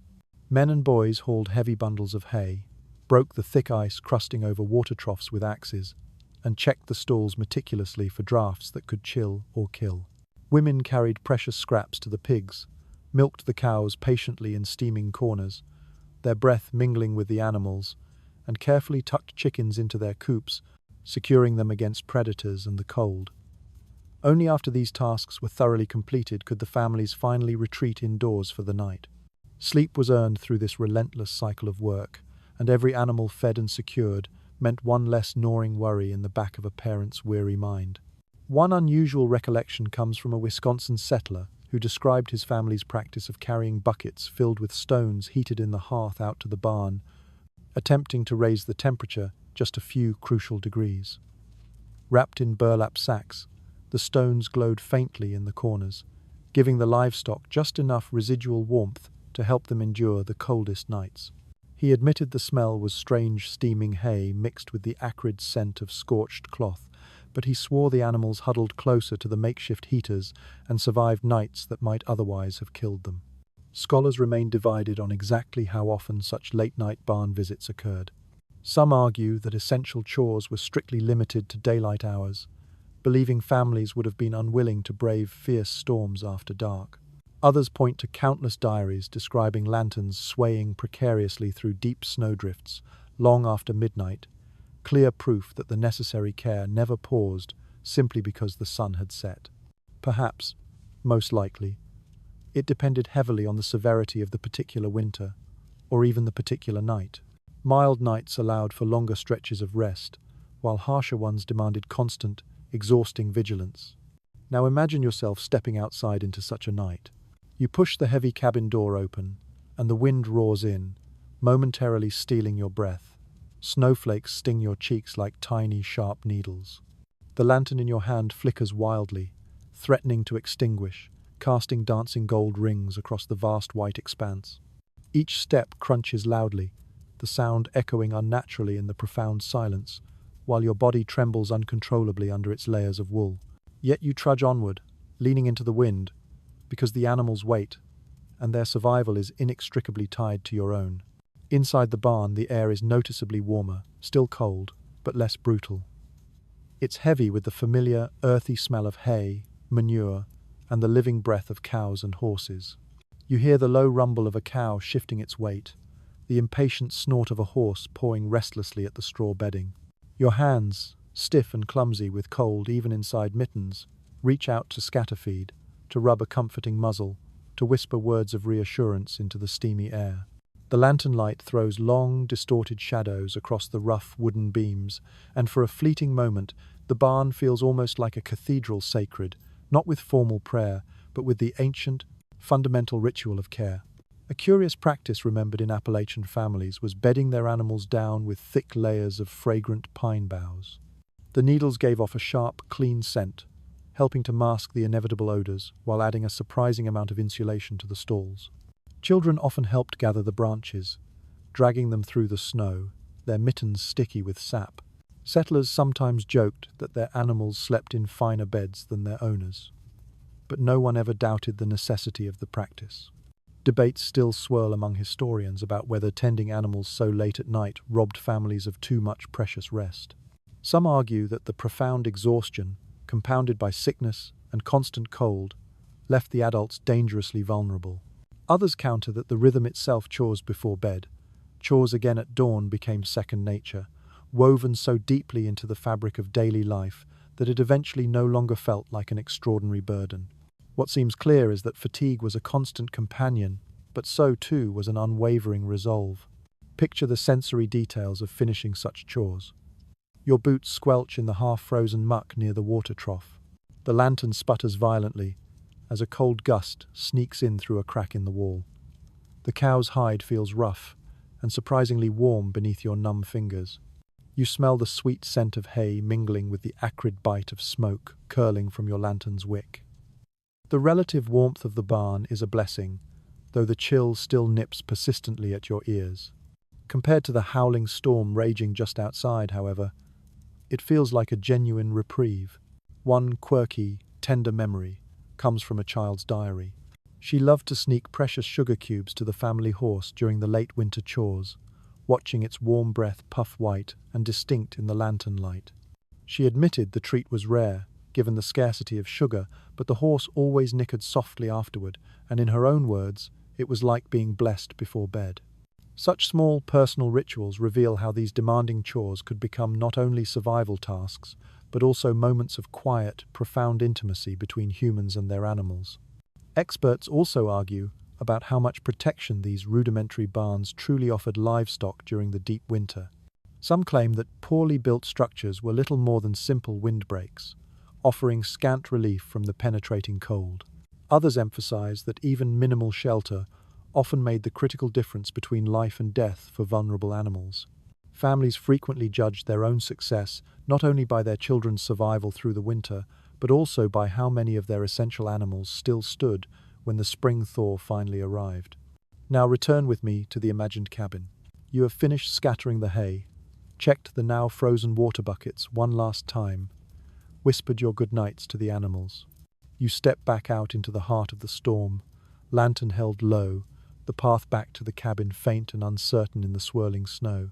Your cheeks burn from the wind, your hands ache deep in the bones, but you know the creatures in the barn breathe a little easier because of your efforts. Inside the cabin, the quilts wait, the fire glows weakly, and the children have already drifted towards sleep. One settler later wrote that the quietest, deepest comfort came after the barn chores were done, when he finally slipped back into bed, his body thawing slowly under the heavy quilts. I knew, he wrote, that beasts and babes alike were safe, and then I could rest. That profound sense of completion, chores done, animals cared for, family warm, was its own kind of powerful lullaby. So, as you settle once more beneath the quilts in your imagination, feel the satisfying ache of muscles earned out in the barn, the sting of the wind still fading from your skin. Sleep comes now, not easily perhaps, but deservedly. It is softened by the knowledge that everything depending on you has survived the night thus far. And in that hard-earned rest, you find a warmth deeper, more resonant than fire itself. The lantern is set aside now, the barn door securely latched, and the family drifts back beneath the heavy quilts. Yet, in the profound silence of the deep night, when the embers glow only faintly and the frost pushes relentlessly against the shutters, another layer of protection is summoned, one that came not from wood or stone, but from the intangible realms of faith and superstition. Frontier nights were haunted not only by the physical threat of the cold, but also by deep-seated fears of what might slip in unseen. To guard themselves against these formless anxieties, families turned to prayers, protective charms, and whispered rituals, often blending devout Christian practices with older folk traditions carried from Europe or learned along the perilous journey westward. It is widely recognized in surviving letters and oral histories that these spiritual observances were deeply ingrained. Evening prayers were as much a part of the daily frontier routine as chopping wood or tending the fire. Before settling into sleep, families would gather near the hearth, the children's heads bowed, the parents' voices steady and unwavering despite the howl of the storm just outside the thin walls. They prayed earnestly for warmth, for continued health, for simple survival until the dawn. For many, these prayers were not merely rote spiritual habits. They were essential psychological shields against encroaching despair, helping them face nights that might otherwise feel terrifyingly endless and overwhelming. One curious recollection from a Pennsylvania homestead tells of a mother who faithfully placed her Bible beneath her pillow each winter night. She was firmly convinced it kept away both sickness and the biting frost. Her children apparently joked about the noticeable lump under her head, but they later admitted, perhaps sheepishly, that the simple act calmed them too, even if the cabin itself still shook violently in the wind. They came to believe that the sacred book somehow built an invisible, protective wall against all harm. Experts continue to disagree about just how widespread these specific protective customs actually were. Some scholars argue that frontier families clung fiercely to formal prayer precisely because their profound isolation stripped them of other conventional comforts and social supports. Others contend that superstition played an equally significant, if quieter, role, with personal charms and traditional sayings woven deeply into nightly routines, regardless of formal religious affiliation. This disagreement itself reveals how the harsh realities of survival inevitably blurred the boundaries between established faith, ancient folklore, and sheer practicality. Step into the sensory space of such rituals. The fire crackles low, casting long, dancing shadows across the rough log walls. A father's voice intones a psalm, steady and slow, the familiar words a comforting anchor in the darkness. Children fidget restlessly under the heavy quilts, their eyes catching the faint glow from the hearth. A mother murmurs quiet blessings over each child's head, her hands rough from labor but infinitely gentle. Outside, the wind wails like a mournful chorus. Yet inside, the spoken words seem to wrap the family like another unseen quilt. You can feel the subtle shift in the air, less fear, more calm, as the prayers finally settle into a profound silence. One unusual practice, remembered particularly in immigrant households, involved hanging small bags filled with pungent herbs above the beds. Sage, juniper, or even strong garlic cloves were widely believed to repel both illness and unwelcome spirits alike. Diaries mention the sharp, distinctive smell filling the small cabins, mingling inevitably with the pervasive sense of wood smoke and sweat. Children apparently teased each other about sleeping with the garlic ghosts, but they also admitted later that the familiar scent became an integral part of winter's unique rhythm. Scholars continue to debate whether these rituals held any genuine practical value or merely served to comfort anxious minds. Did the garlic and herbs truly help ease lungs irritated by smoky cabins, or did the belief in their power itself provide the necessary relief? Did whispered blessings actually ward off disease, or did they simply reassure frightened children enough to allow them to sleep? Modern researchers still puzzle over the indistinct line between medicine and magic in the context of frontier life. Perhaps, ultimately, it mattered less whether the charms objectively worked than whether the families deeply believed they did. Now imagine a child clutching a small, worn wooden cross, its surface smooth from years of anxious fingers rubbing it before bed. Beside him, his sister whispers a simple rhyme taught by their grandmother, "Cold winds pass, warm hearts stay." The rhyme is perhaps only nonsense, folk poetry, but its gentle cadence soothes. The cabin grows quieter still. Breaths slow and deepen, and even though drafts continue to slip through the walls, the children believe they are guarded. That belief itself is a form of intangible warmth. One quirky anecdote comes from a settler's letter, describing how his wife faithfully sprinkled salt across the cabin threshold before every major storm. She insisted it kept harmful spirits and sickness from entering. The rest of the family apparently laughed at her superstition, but significantly, no one dared question her practice when the nights turned truly harsh. Better to waste salt, he wrote pragmatically, than tempt fate. The simple gesture became a habit, folded seamlessly into the other nightly chores. Debates among historians also touch on how these practices powerfully connected families to their pasts and their origins. Immigrants from Germany carried terrifying tales of night spirits, Nachtmare, that could freeze sleepers in their beds. Irish families muttered ancient charms against the black breath of illness. On the vast, isolating frontier, these old, deeply rooted fears fused with new, immediate realities, shaping unique rituals specific to the American wilderness. Scholars argue whether these old beliefs faded quickly in the new land or lingered persistently, but the vivid memories recalled by children strongly suggest they persisted, at least through the first generation or two. Consider the sensory weight of such a night, layered with these beliefs. The faint smell of burning sage, used perhaps for purification, drifts through the cabin. Salt crunches, almost imperceptibly underfoot near the door. A candle burns low beside a family Bible, its wax pooling slowly across the worn leather cover. You hear your mother's whispered blessing close by. You feel her hand press briefly, comfortingly, to your forehead. The wind groans outside like a hungry beast, but inside you feel surrounded by protective layers, both visible and invisible. Quilts, furs, fire, and faith. One particularly poignant recollection tells of a father leading his children in prayer, while, terrifyingly, a neighbor's cabin burned brightly in the distance. The family huddled together in shared terror, watching the flames devour the nearby home. Yet the father's steady words somehow anchored them. "The Lord is our shield." The child who recorded this memory decades later admitted he was never entirely sure whether faith alone saved them that night, but he knew without doubt that it gave them the courage to endure.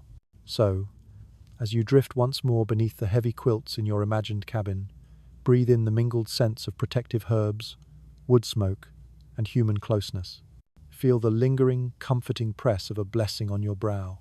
Hear the low, rhythmic murmur of prayers, weaving softly through the darkness. Whether rooted in superstition or deep devotion, these rituals hold the night at bay, giving you one more essential layer of protection as the storm continues to rage just beyond the fragile walls.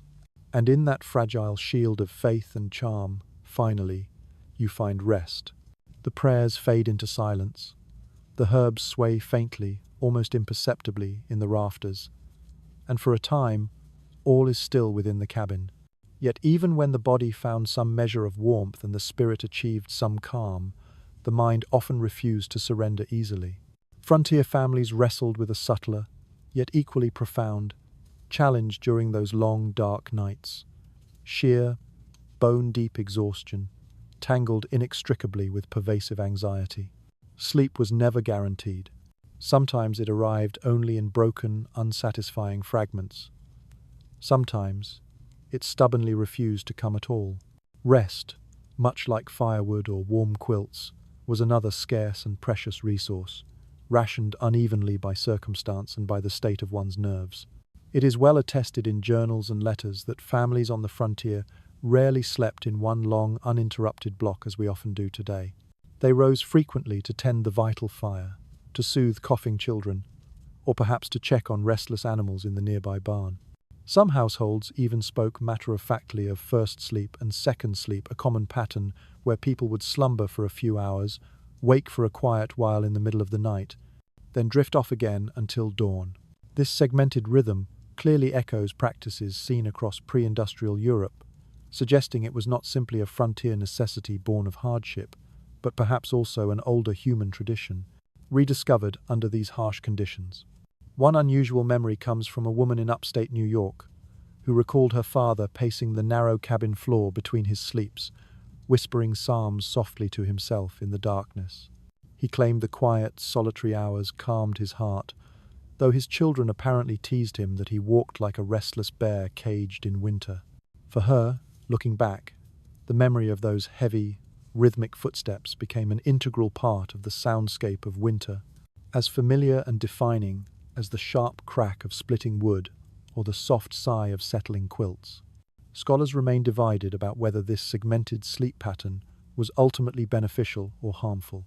Some argue it provided natural, necessary breaks to tend to chores and the fire without leaving individuals feeling robbed of essential rest. Others forcefully insist it left families perpetually fatigued, weakening their immune systems and fraying their tempers thin. The absence of a clear consensus simply reflects the inherent ambiguity of memory itself. What one settler remembered as a peaceful, natural routine, another described vividly as sheer torment. Now imagine yourself caught within such a fragmented rhythm. You drift into a welcome drowsiness as the fire hums low, only to jolt fully awake when a log collapses in the hearth with a sharp crack. For a tense moment, you lie perfectly still, heart racing, until you realize the sound is harmless.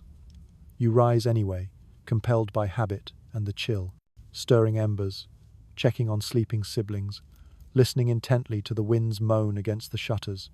An hour, maybe more, passes in a strange half-dream state, your mind wandering aimlessly through prayers, chores, and worries, before you finally sink back beneath the quilts for another stretch of uneasy, shallow sleep.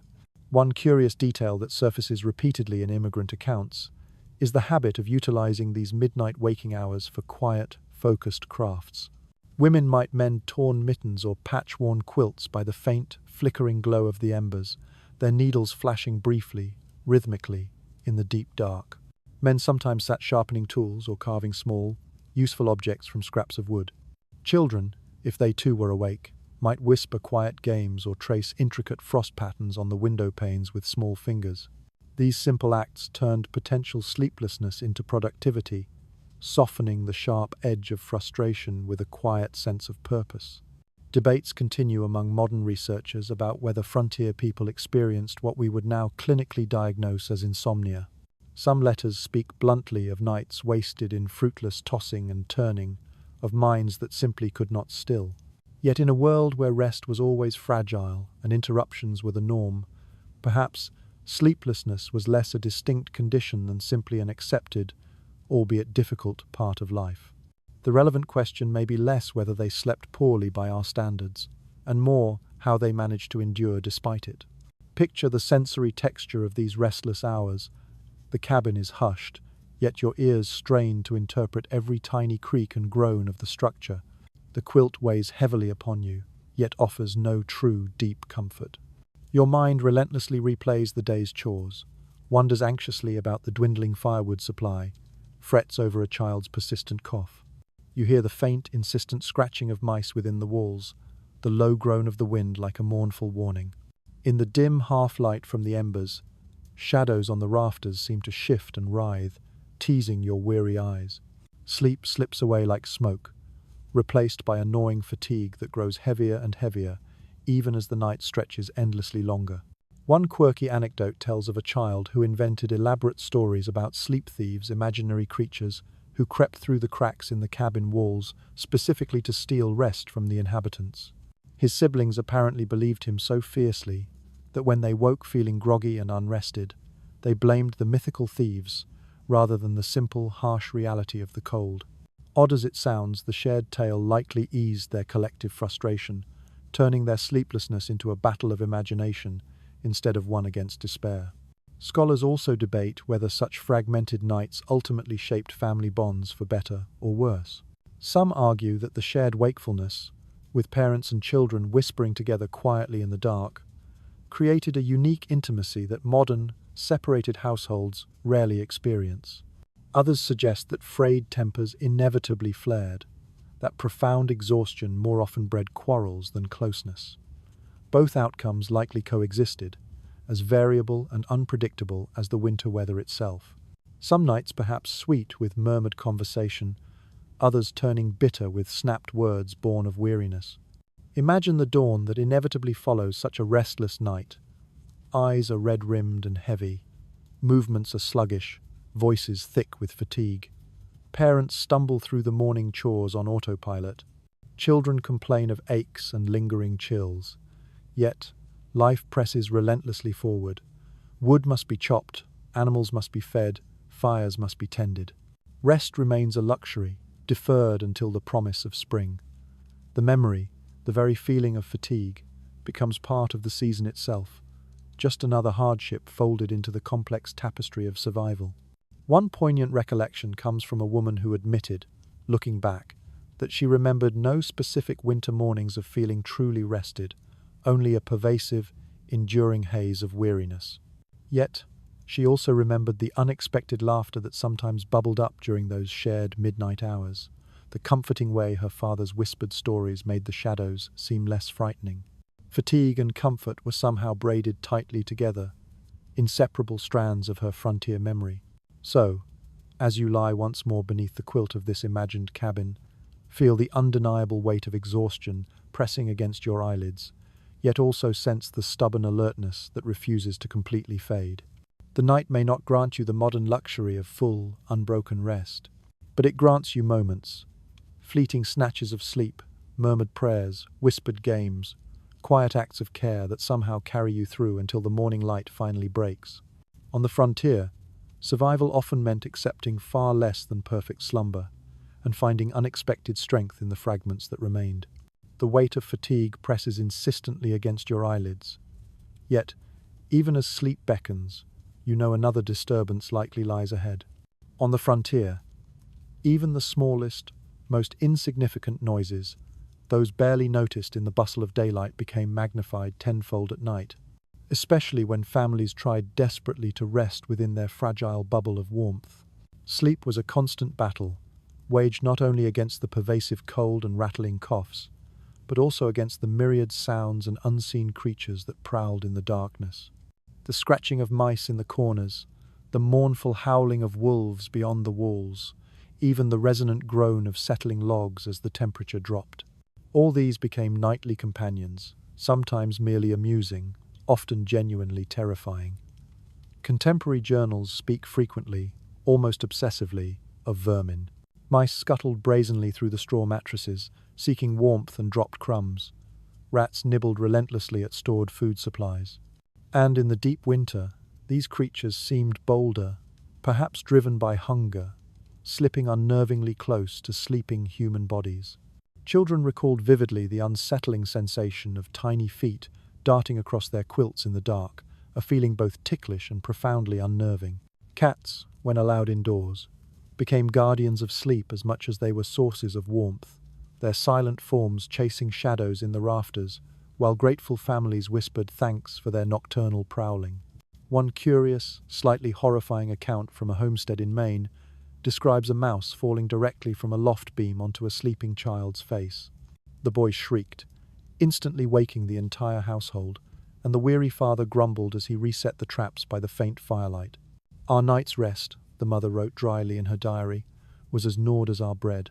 Such small, visceral details capture the constant, unavoidable intrusion of small lives into the fragile cocoon of human rest.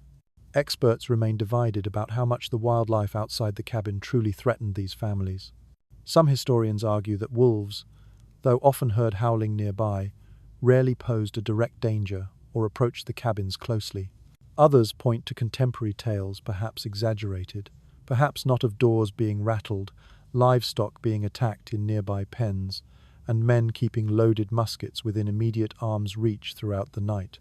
Coyotes, owls, and even bears became integral parts of the winter soundscape. The truth likely lies somewhere in the middle. Real, immediate dangers were probably rare, but justified fear magnified every snap of a twig, every rustle in the snow, within the profound silence of the night. Now picture yourself lying awake beneath the heavy quilts, your ears straining in the darkness. The wind groans low around the corners of the cabin, sounding almost like a human voice. A branch scrapes harshly against the roof, scratching insistently as if ghostly fingernails were dragging across the rough logs. Somewhere outside, perhaps closer than you'd like, a wolf lets out a long, mournful howl that seems to rise directly into the cold, starry sky. A child instinctively buries their head against a sibling's shoulder, utterly convinced the creature is just beyond the thin wooden shutter. Even though your rational mind knows the log walls hold firm, your heart beats faster. Every sudden sound seems to sharpen the enveloping darkness. One unusual detail, noted in letters from Scandinavian immigrants, was the deeply held belief that certain bird calls at night foretold misfortune. Owls hooting near a cabin, in particular, were thought to signal impending sickness or even death within the household. Families sometimes resorted to clapping loudly or even throwing glowing embers out at the shutters in a desperate attempt to scare the ominous birds away. Imagine the surreal, almost ritualistic scene. A tired father stepping out into the freezing night to wave a burning stick at an unseen bird, hoping simply to hush its omen-laden cry so his frightened children could finally sleep. Scholars continue to debate whether these pervasive fears were born primarily of superstition carried from the old world, or if they stemmed from genuine, learned survival instincts. Did families intentionally exaggerate animal threats to teach their children necessary caution, or were wolves and bears truly bolder, more desperate, in harsh winters when food was scarce? The historical evidence remains mixed, but the effect on the families is undeniable. Their nights were filled with an underlying tension. Each creak of wood, each howl of wind, served as a constant, unnerving reminder of how thin, how fragile, the barrier between the human realm and the vast wilderness truly was. Inside the cabin, sounds multiplied too. Rafters popped loudly as the frost tightened its grip on the wood, and families, already on edge, sometimes mistook the sudden noise for intruders trying to force entry. One settler remembered his father leaping dramatically from bed with a musket, heart pounding, only to laugh sheepishly moments later when the noise proved to be nothing more than a log shifting and settling in the fire. Yet the fear lingered, palpable in the air.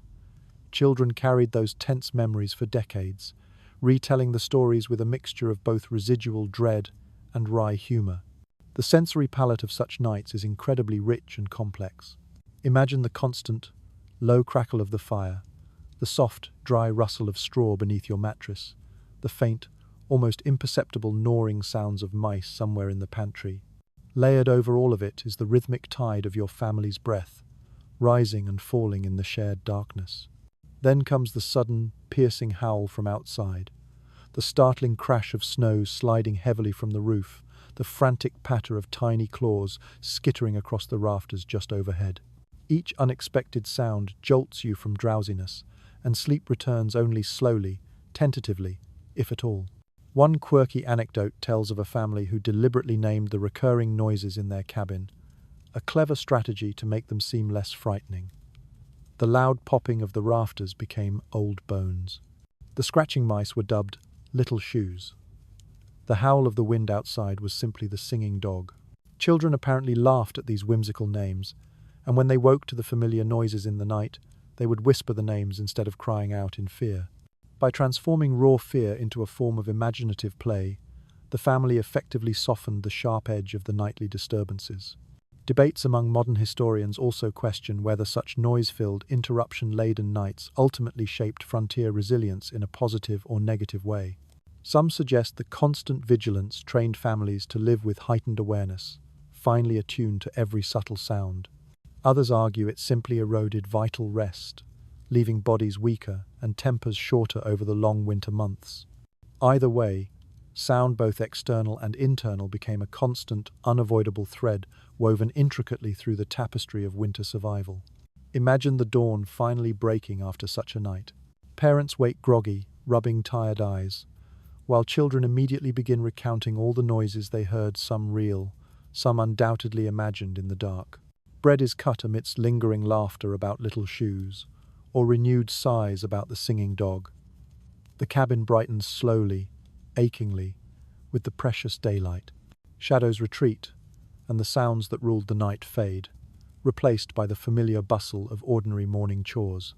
Yet the memory of those sounds lingers, shaping the stories told long after the winter snows have melted away. So tonight, as you drift back into this imagined bed, listen carefully. Hear the pop of the rafters, the whisper of mice in the walls, the distant, haunting cry of wolves. Know that each sound belongs to the wilderness, pressing close, constantly testing the fragile shelter of your home. And perhaps, in the midst of that fear and noise, you too might discover that sleep, when it finally comes, is not truly the absence of sound, but rather the hard-won ability to find rest in spite of it. The noises of wolves and mice still echo faintly in your imagination, phantoms of the wilderness pressing close. But sometimes the frontier night was broken not by nature's often distant voice, but by the immediate, unavoidable sound of other people. Cabins were small, often just a single room, and privacy was nearly impossible, a forgotten luxury. Whole families, and sometimes visiting relatives or even neighbors, caught unprepared in storms, slept within arm's reach of one another. In that cramped, enforced intimacy, rest was never entirely your own possession. Every snore, every sigh, every restless shift of a straw mattress, every whispered word, carried clearly through the confined space, weaving an undeniable human presence deep into the very fabric of the night. Surviving letters and memoirs emphasize just how common it was for multiple generations to share a single room. Grandparents might sleep in the corners nearest the precious fire. Parents and infants often occupied the center bed, if one existed. Older children were frequently tucked into drafty lofts above, and guests were fitted in wherever any space remained. Some households routinely counted a dozen or more bodies crammed into one small cabin. Physical warmth was certainly gained through this proximity, but individual identity, personal space, these things dissolved in the communal huddle. A night's sleep was a profoundly shared experience, an ongoing symphony, or perhaps cacophony, of breathing, coughing, shifting, and murmuring voices. One unusual, but particularly telling, account comes from a traveler in Kentucky who described bedding down with a frontier family during a fierce snowstorm. He noted, with detached curiosity, that he could soon identify each individual member of the household purely by their distinctive nighttime sounds. The father's deep, rumbling snores, the mother's soft, almost inaudible prayers, the grandmother's wheezy, persistent cough, and the children's occasional, quickly stifled giggles before finally drifting off. For him, the outsider, it was a strange and unsettlingly intimate experience. For the family, it was simply routine, the unremarkable soundscape of their nightly existence. Scholars continue to debate whether this profound lack of privacy ultimately bred harmony or tension within families. Some argue it strengthened family bonds, teaching essential lessons in patience, tolerance, and closeness. Others forcefully insist it inevitably frayed nerves, especially as exhaustion magnified every small irritation, a stray elbow, a stolen blanket, a particularly loud snore. The truth likely varied dramatically, perhaps even night to night within the same household. Laughter and shared whispers one evening, simmering resentments and sharp words the next. The surviving records capture both extremes, revealing these households as noisy, complex living organisms, never truly silent, even in the depths of sleep. Step fully into the sensory reality of such a night.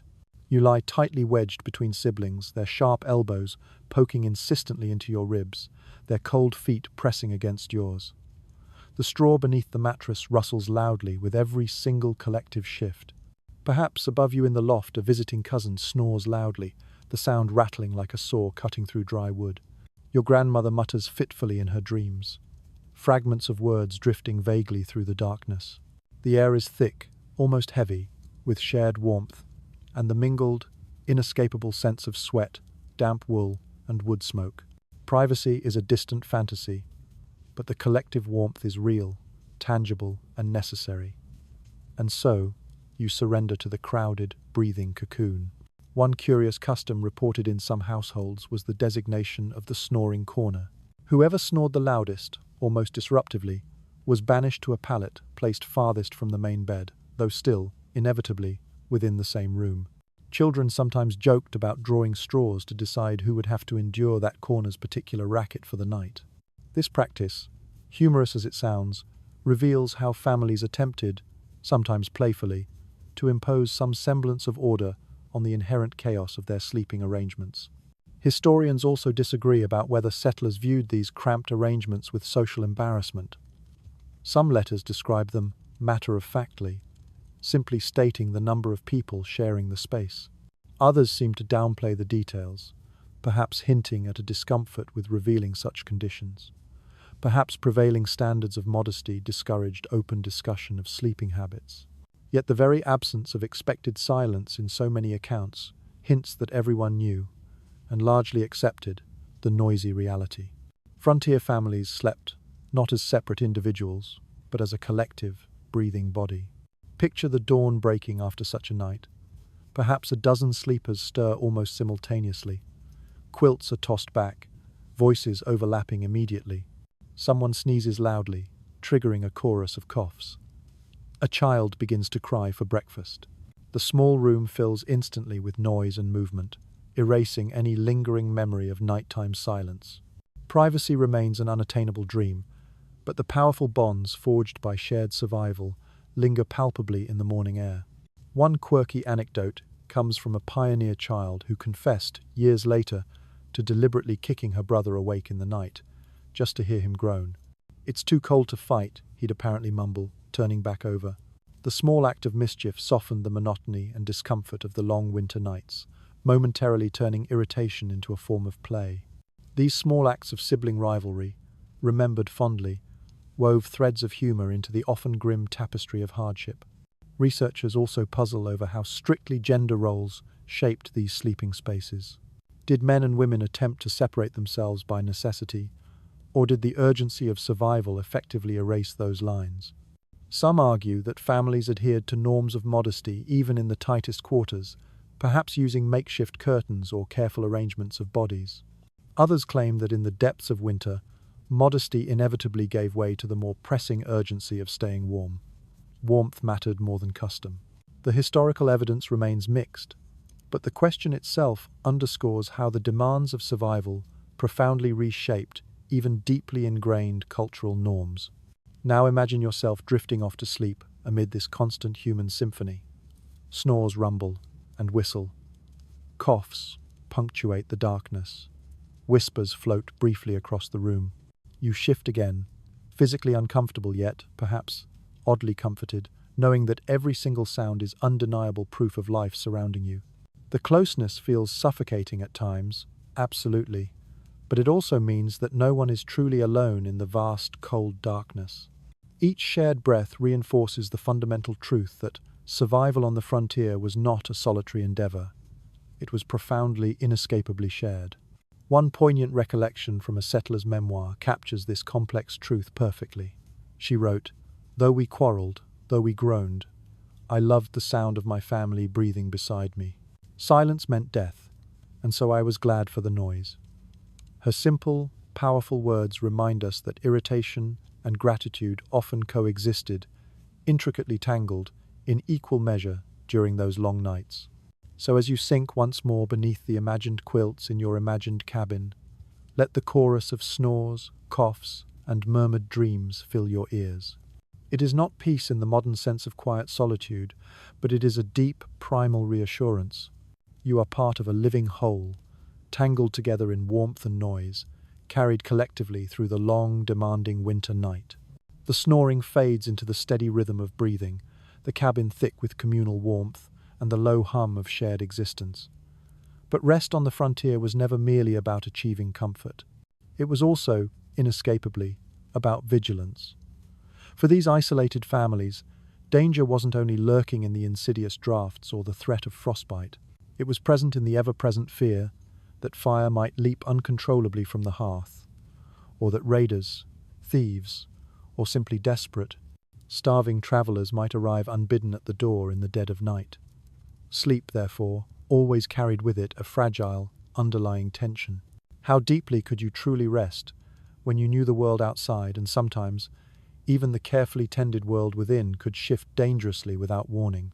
It is widely documented in journals and letters that firearms often lay close at hand, near the hearth or beside the bed. Muskets leaned against the log walls, powder horns kept within easy reach, becoming as much a part of the bedroom's furnishings as quilts and pillows. Families deeply accustomed to profound isolation knew instinctively that an unlatched door or an inattentive night could easily end in the devastating loss of precious animals, vital supplies, or even human lives. Even in the apparent stillness of deep winter, when heavy snow buried the trails and muffled the world, a pervasive unease never fully vanished. One unusual recollection comes from a settler in Illinois who described waking abruptly to the sound of scratching at the cabin door. His father instantly leaped from bed, musket firmly in hand, heart pounding in the tense silence. The feared intruder turned out to be nothing more than a neighbor's half-starved dog, desperate for shelter.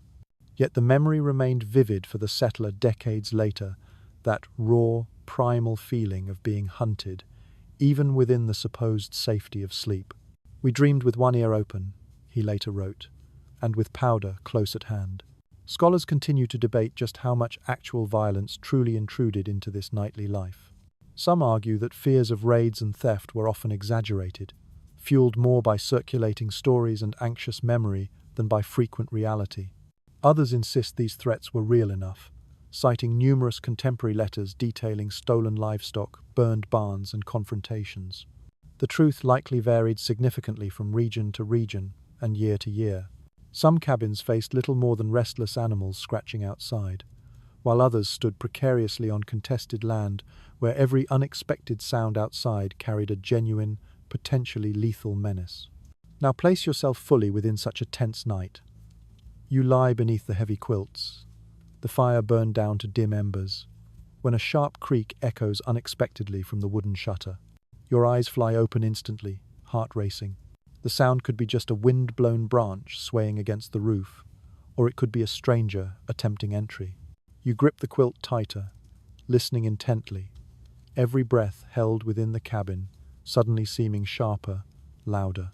The musket leans close by, its dark wooden stock gleaming faintly in the residual firelight. You hope fervently you never need it, but you draw a certain grim comfort from its mere presence. Only when the silence stretches long and unbroken once again do your eyelids finally drift closed, uneasy, wary, but ultimately resigned to the need for rest. One curious practice among some German immigrant households was the meticulous use of heavy iron bars wedged firmly across the inside of doors each and every night. Children remembered the loud, definitive scrape of the bar against the wood, a sound that, for them, came to mean safety.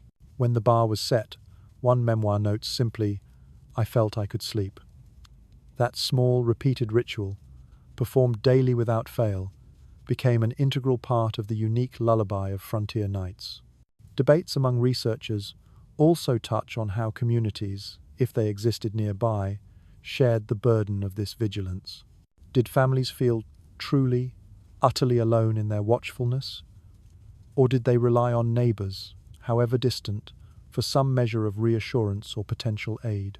Some evidence suggests that households in closer proximity sometimes rotated night watches when specific threats loomed, particularly during periods of conflict.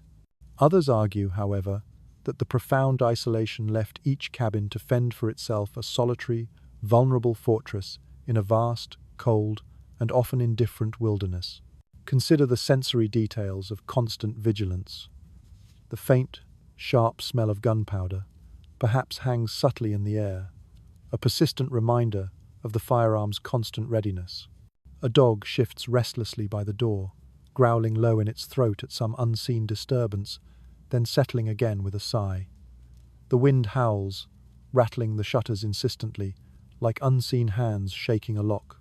Your mind flickers, caught perpetually between encroaching drowsiness and sharp alertness, between the deep comfort of warmth and the gnawing fear of intrusion. The body desperately longs for rest, but the mind refuses complete surrender. One quirky anecdote tells of a family who ingeniously trained their goose to honk loudly at any unusual sound near the cabin. Better than a watchdog, the father apparently joked, though he also admitted, perhaps ruefully, that the easily startled goose once woke them all by shrieking hysterically at nothing more than a falling branch. The children giggled at the frequent false alarms, but the goose was fed generously nonetheless. In its own noisy, erratic way, it undeniably gave the family a measure of peace of mind. Experts remain divided on whether such constant, low-level vigilance ultimately harmed sleep more than it helped ensure survival. Some argue it inevitably frayed nerves, leaving adults perpetually weary and children chronically anxious. Others believe it actually heightened awareness and fostered resilience, teaching families the crucial skill of balancing necessary rest with essential preparedness.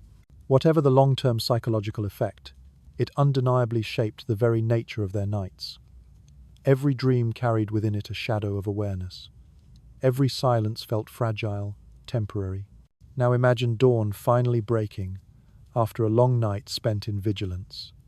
The father yawns deeply but manages a smile, relieved that the musket remained untouched against the wall. The children tumble energetically from the quilts, perhaps laughing at their gooses, or the dog's overzealous alarms from the night before. Breakfast, however meager, tastes better, simply because perceived danger passed them by once again. In these quiet moments, relief itself became a form of nourishment, strengthening families for another demanding day's labor. One poignant recollection from a pioneer woman captures this delicate balance perfectly. "We slept lightly, but we slept together," she wrote simply. "And if danger came, we knew we would rise side by side." Her words powerfully suggest that vigilance was not solely about fear, it was also about unity, about shared resolve.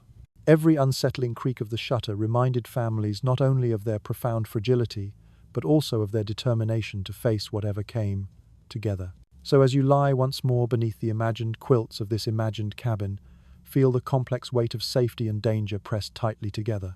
The musket gleams faintly nearby, the shutters strain against the relentless wind, and your ears remain half awake, attuned to the night. Sleep will eventually come, but perhaps never entirely without its sharp edge of tension. For on the frontier, to close your eyes fully was an act of profound trust. Trust in your family, trust in your nightly rituals, and trust in your fragile shelter, all that stood between you and the vast, waiting dark. The musket rests near the door, the iron bar perhaps wedged tight, and at last the household slides back into an uneasy, watchful slumber. Yet what often defined these long winter nights on the frontier wasn't just the physical chill or the psychological weight of fear, or even the heavy press of quilts.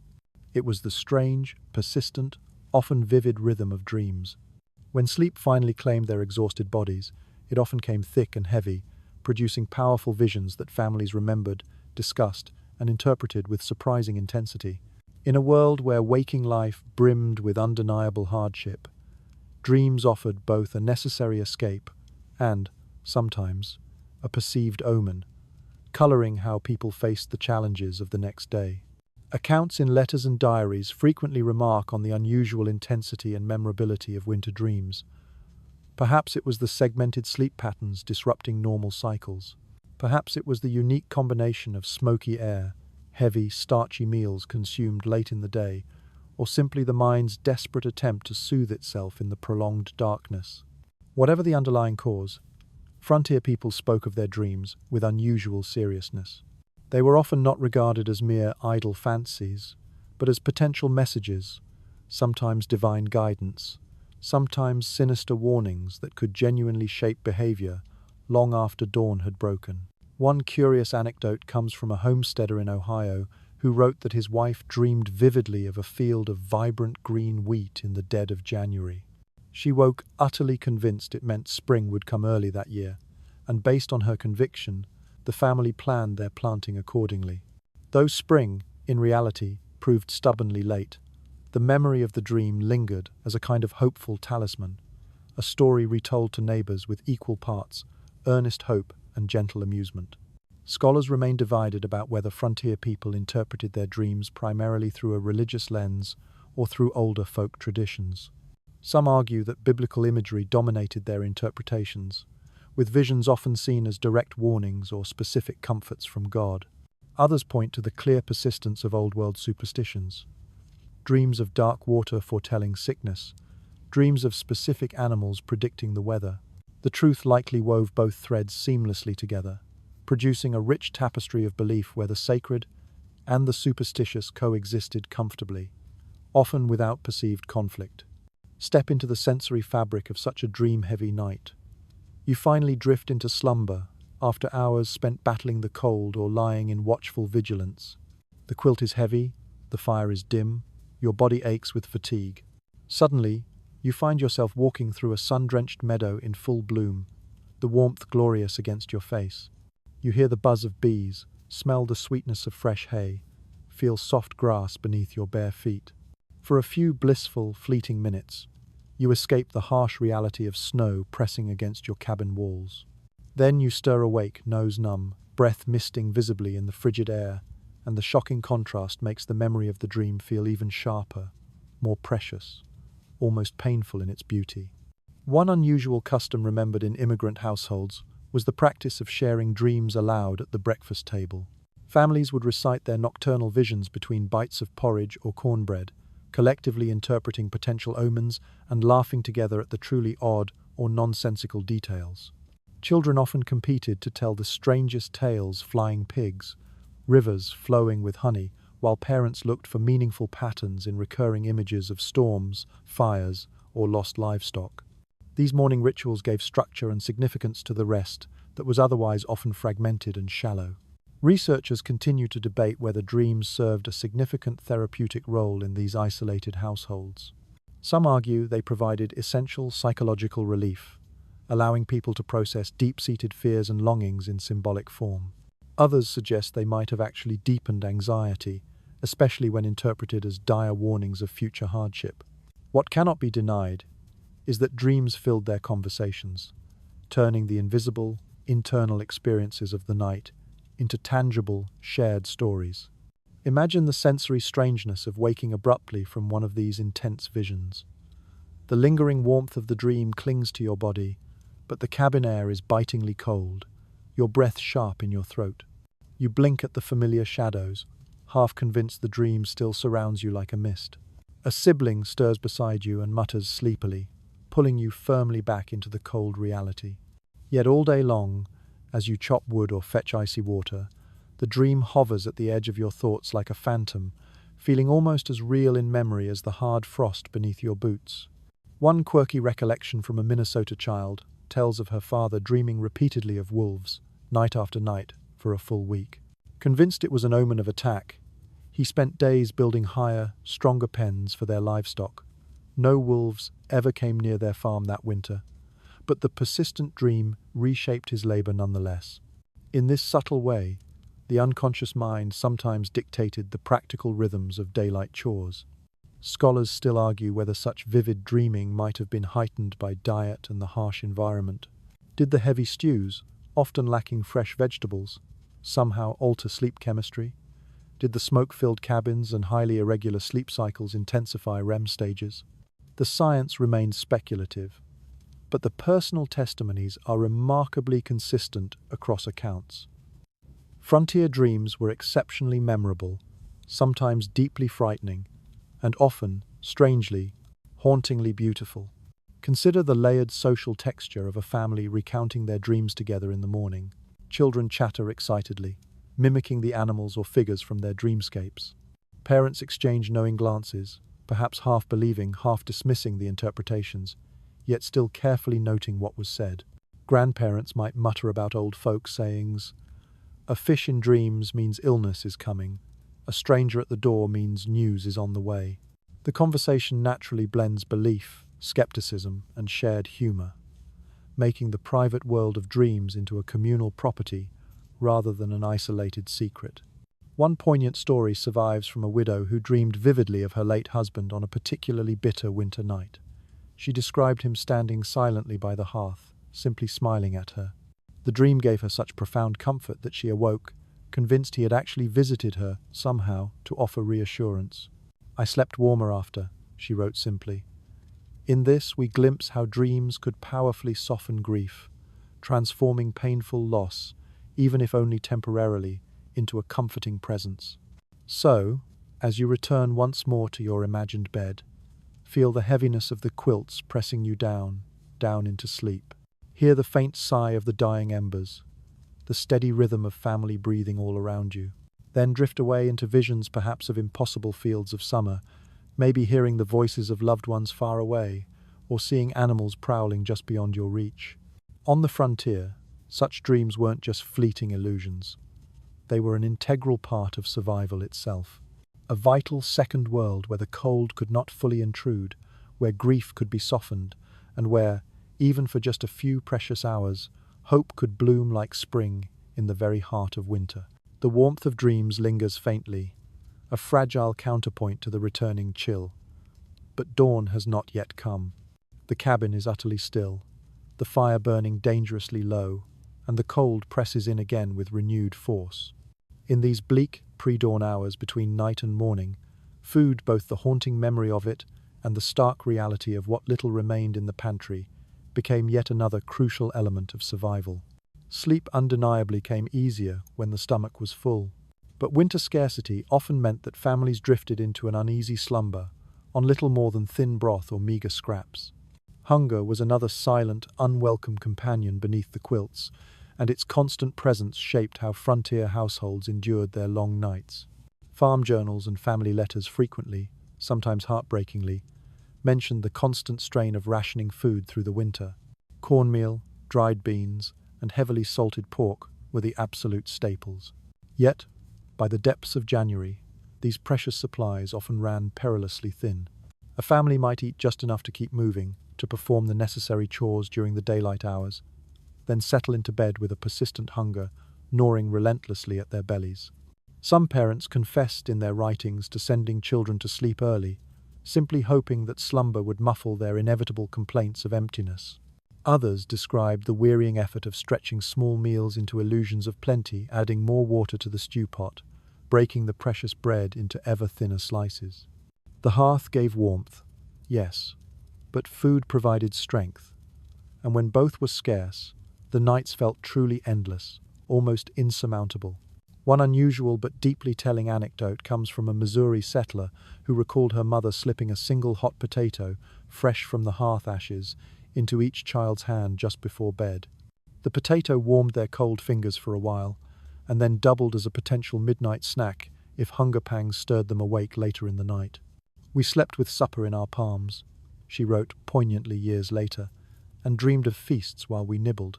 The memory powerfully captures both the stark deprivation and the simple ingenuity required, a stark reminder that even the smallest comforts could help carry children through the darkness.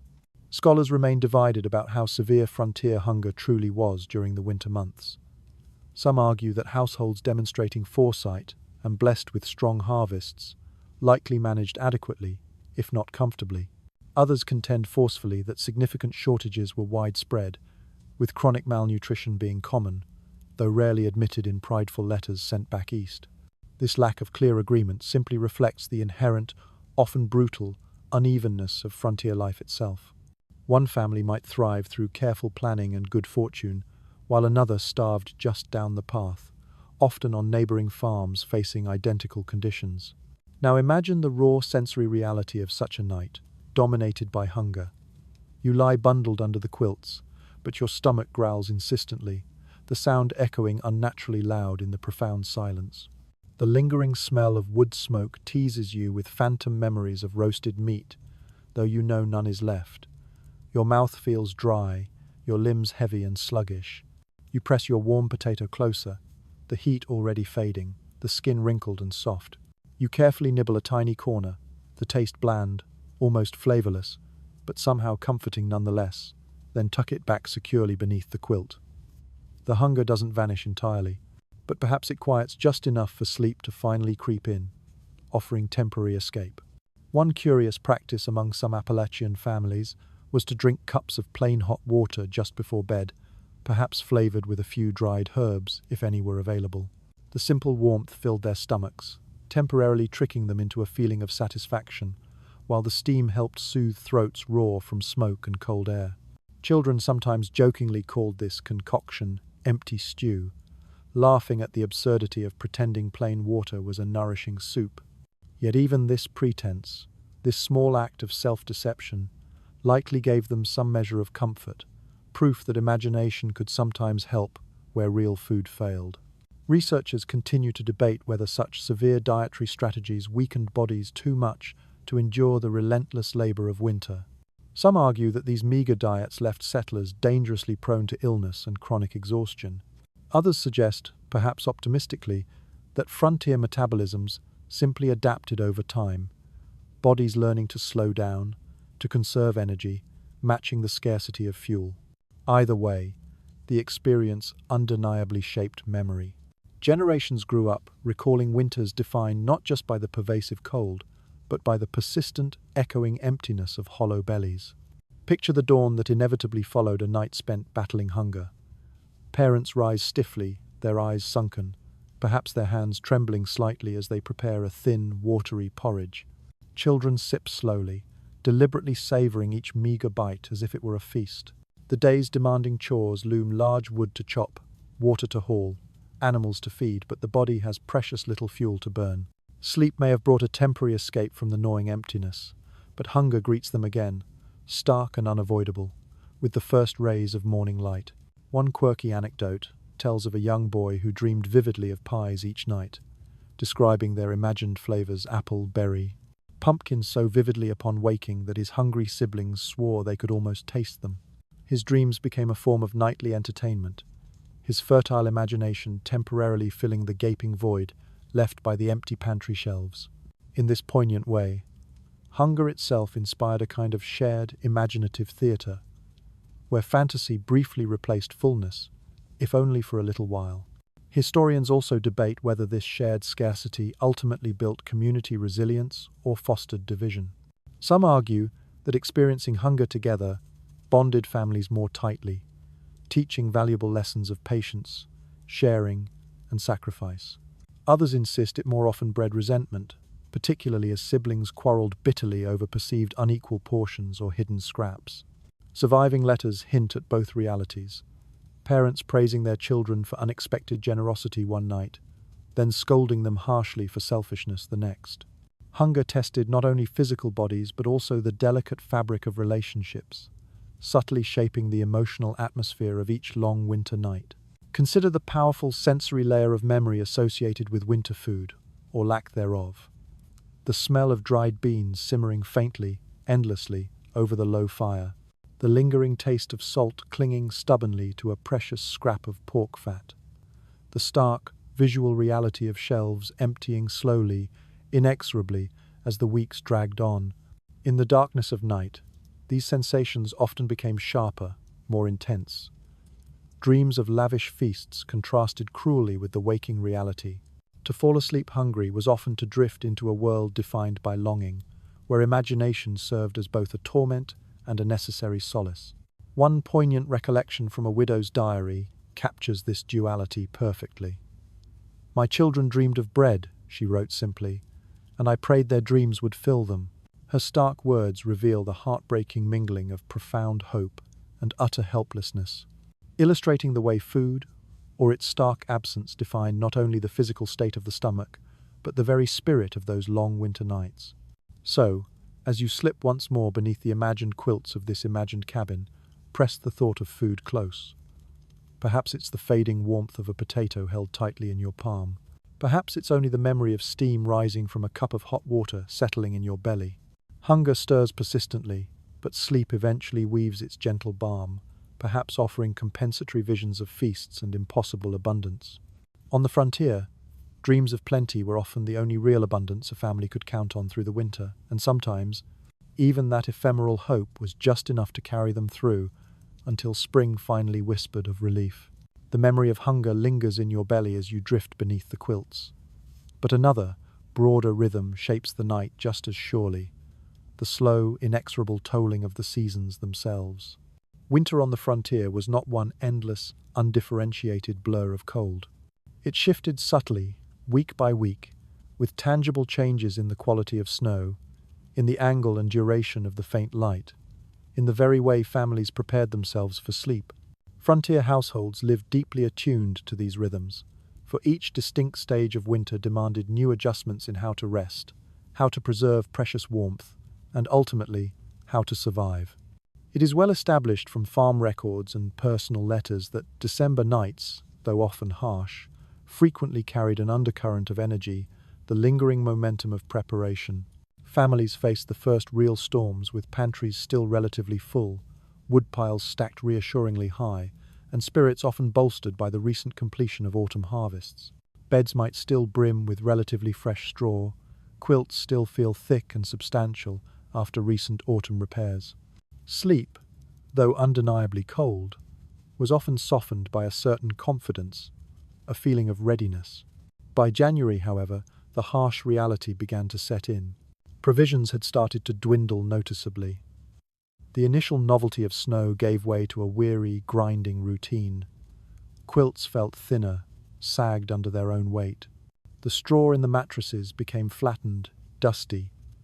The once mighty firewood piles shrank ominously with each passing day. By February, the longest-seeming month, a palpable despair sometimes settled over households, with families dragging themselves through nights that felt longer in spirit than they actually were in length. One unusual anecdote from a diary in Maine describes how the children in one family marked the passage of winter not by calendars, but by the changing state of their beds.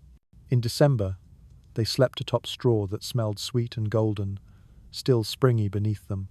By January, the straw was dusty, noticeably itchy, flattened, and rustled very little when they turned over.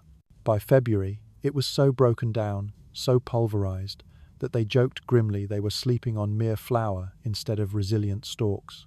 The changing texture of their humble mattress told them the season's relentless progress far better than any printed almanac could. Scholars continue to debate how precisely families measured these subtle but significant shifts. Some argue that careful observation of moon phases, star positions, and animal behavior gave constant, reliable clues about the advancing season. Others suggest that, for many time, simply blurred into an undifferentiated haze of cold and hardship, with only major events, fierce blizzards, births, deaths, standing out as distinct markers. This disagreement itself reveals how the demands of survival fundamentally reshaped the perception of time itself. Calendars mattered far less than the immediate, tactile feel of the straw, the diminishing weight of the quilts, the hollow echo of nearly empty barrels in the pantry. Now imagine yourself passing through these distinct stages. In early winter, perhaps December, you lie on firm, sweet-smelling straw. The quilts feel thick, maybe even smelling faintly of fresh dye. The pantry shelves behind you still hold the reassuring presence of jars and barrels. Hunger nags less persistently, and you drift into sleep relatively easily, buoyed by a sense of preparedness. By midwinter, January's grip tightening, the straw pricks uncomfortably through the sacking. The quilts are stained with smoke, feeling heavier but somehow less warm. You pull them tighter around you, perhaps dreaming of fresh fabric, clean air. By late winter, the heart of February, the straw collapses into dust beneath you. The quilts are thin, heavily patched with mismatched scraps. The fire burns low, conserving precious fuel. Food is meager, rations strictly enforced. Sleep now feels heavier, less restorative, tinged with a growing desperation for spring. One curious practice remembered in Appalachian families was the February feast. This was a single night, often near the month's end, when families deliberately cooked something special, a small indulgence despite the prevailing scarcity. They believed this act symbolically broke the back of winter's despair. Children especially looked forward to it, seeing it as tangible proof that spring would eventually, inevitably come. The meal might be nothing more extravagant than simple cornbread baked with a precious drizzle of honey, or a thin stew slightly enriched with a rare piece of carefully saved meat. But afterward, families reported, sleep came sweeter, as if the body could finally loosen its anxious grip, trusting that the worst was nearly over. Researchers still argue about whether these necessary seasonal adjustments ultimately hardened people or simply wore them down. Some suggest the relentless cycle built profound resilience, training families to adapt constantly to changing, often worsening conditions. Others insist it gradually drained hope, leaving bodies and minds brittle and vulnerable by the time March arrived. The evidence, as always, is mixed. Letters filled with despair one year might be followed by letters expressing deep gratitude for survival the next. The sensory differences between these winter stages are vivid. In December, the cabin air might still smell sharply of pine from freshly cut logs. Quilts warm quickly around, bodies still holding autumn's strength. Children might whisper cheerfully in bed before sleep. By January, the air turns thicker, heavier with accumulated smoke. The quilts feel heavy, perhaps slightly damp, permeated with soot. Laughter fades more quickly into tired grumbles. In February, a deeper silence often grows everyone simply too tired, too hungry, too worn down to expend precious energy. Even the familiar sound of the wind can feel heavier now, dragging against the shutters like a relentless burden rather than a wild song. One quirky anecdote tells of a boy who marked each passing day of February by carving a small notch into his wooden bedpost, literally counting down the days until the anticipated thaw. His siblings apparently teased him for his obsessive ritual, but he claimed it helped him sleep, reminding him constantly that each night endured was another concrete step towards spring. His deeply notched bedpost became a private, personal calendar, a tangible record, not of dates, but of sheer endurance. Scholars also discuss how these natural, seasonal rhythms intersected powerfully with spiritual calendars. Christmas prayers, Epiphany hymns, or the solemn fasts of Lent gave a vital human shape and meaning to otherwise indistinguishable stretches of dark, cold nights. Families often recalled the specific songs sung or scriptures read during these times far more vividly than they remembered the physical sensation of the cold itself. These established rituals layered human meaning onto the vast, indifferent natural cycle, turning the potentially endless winter into a structured sequence of recognizable milestones. Imagine a February night, perhaps the hardest of all. The fire barely glows, reduced to a handful of embers. The pantry shelves are nearly bare. The straw beneath you has thinned almost to dust. You clutch the thin, patched quilts close, hearing only the bleak, monotonous sound of the wind outside. Yet you whisper, perhaps to yourself, perhaps to your shivering children, that spring will come. The certain knowledge doesn't warm your toes, physically, but it warms your spirit, just enough to coax you, finally, into an uneasy, hopeful sleep. One poignant memory from a settler woman captures this emotional arc perfectly. She wrote, reflecting back years later, "In December, we slept with hope. In January, with patience. In February, with endurance. And in March, with relief." Her simple words beautifully map the emotional geography of a frontier winter, a journey measured less in physical miles covered than in the sheer number of nights endured. So, as you close your eyes once more in this imagined cabin, feel the cumulative weight of those long months pressing down. December's initial optimism, January's growing weariness, February's stark desperation, they all flow into the deep, underlying rhythm of sleep. The physical cold remains a constant, yes, but the way you meet it shifts, subtly shaping how dreams rise from the depths of night and how the first rays of morning are ultimately greeted. On the frontier, survival wasn't just about enduring the single coldest night. It was about enduring the long, relentless procession of them, one after another, until spring finally, blessedly, cracked the frozen world open again. The rhythms of December, January, and February have carried you this far through the imagined winter. But the truth is that no two winters and no two families were ever exactly the same. Each household crafted its own unique set of traditions, some intensely practical, some purely emotional, that shaped precisely how they endured their nights. These weren't merely chores repeated mindlessly in the darkness. They were small, deliberate acts of control, cherished tokens of comfort, meaningful ways to transform a season defined by threat into a season imbued with significance. On the frontier, survival was never just a physical battle. It was equally psychological, cultural, and sometimes even quietly celebratory. Family journals often mention specific bedtime rituals that bordered on ceremony. Some households insisted on reading aloud by the fire each evening, even if the text was just a scrap of old newspaper or a battered, well-loved Bible. Others concluded each day with a softly sung hymn, their voices rising tentatively into the smoky rafters. The specific ritual often mattered less for its content than for its comforting predictability. It drew a clear, necessary line between the hard labor of the day and the anticipated rest of the night, symbolically marking the cabin as a place of relative safety and peace, despite the storm raging just outside. One unusual recollection comes from a homestead in Ohio, where the children each solemnly placed a small stick on the dying fire just before climbing into bed, symbolizing their individual contribution to keeping the family warm through the night. The act itself was likely more symbolic than practical in terms of fuel, but it clearly gave the children a sense of pride and participation, teaching them implicitly that warmth, like survival itself, was a shared labor. "We each gave our spark," one of those children later wrote, reflecting on the ritual before we closed our eyes. Historians remain divided about whether such specific rituals were widespread or perhaps limited to particularly devout or imaginative families.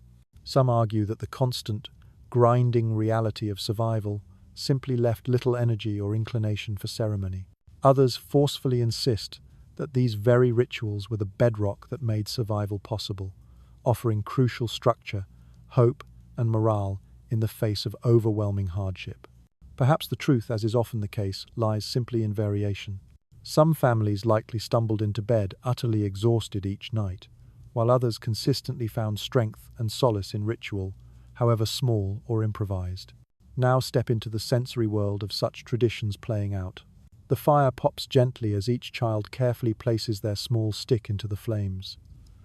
A familiar hymn echoes softly, the voices perhaps cracked with fatigue but steady with faith.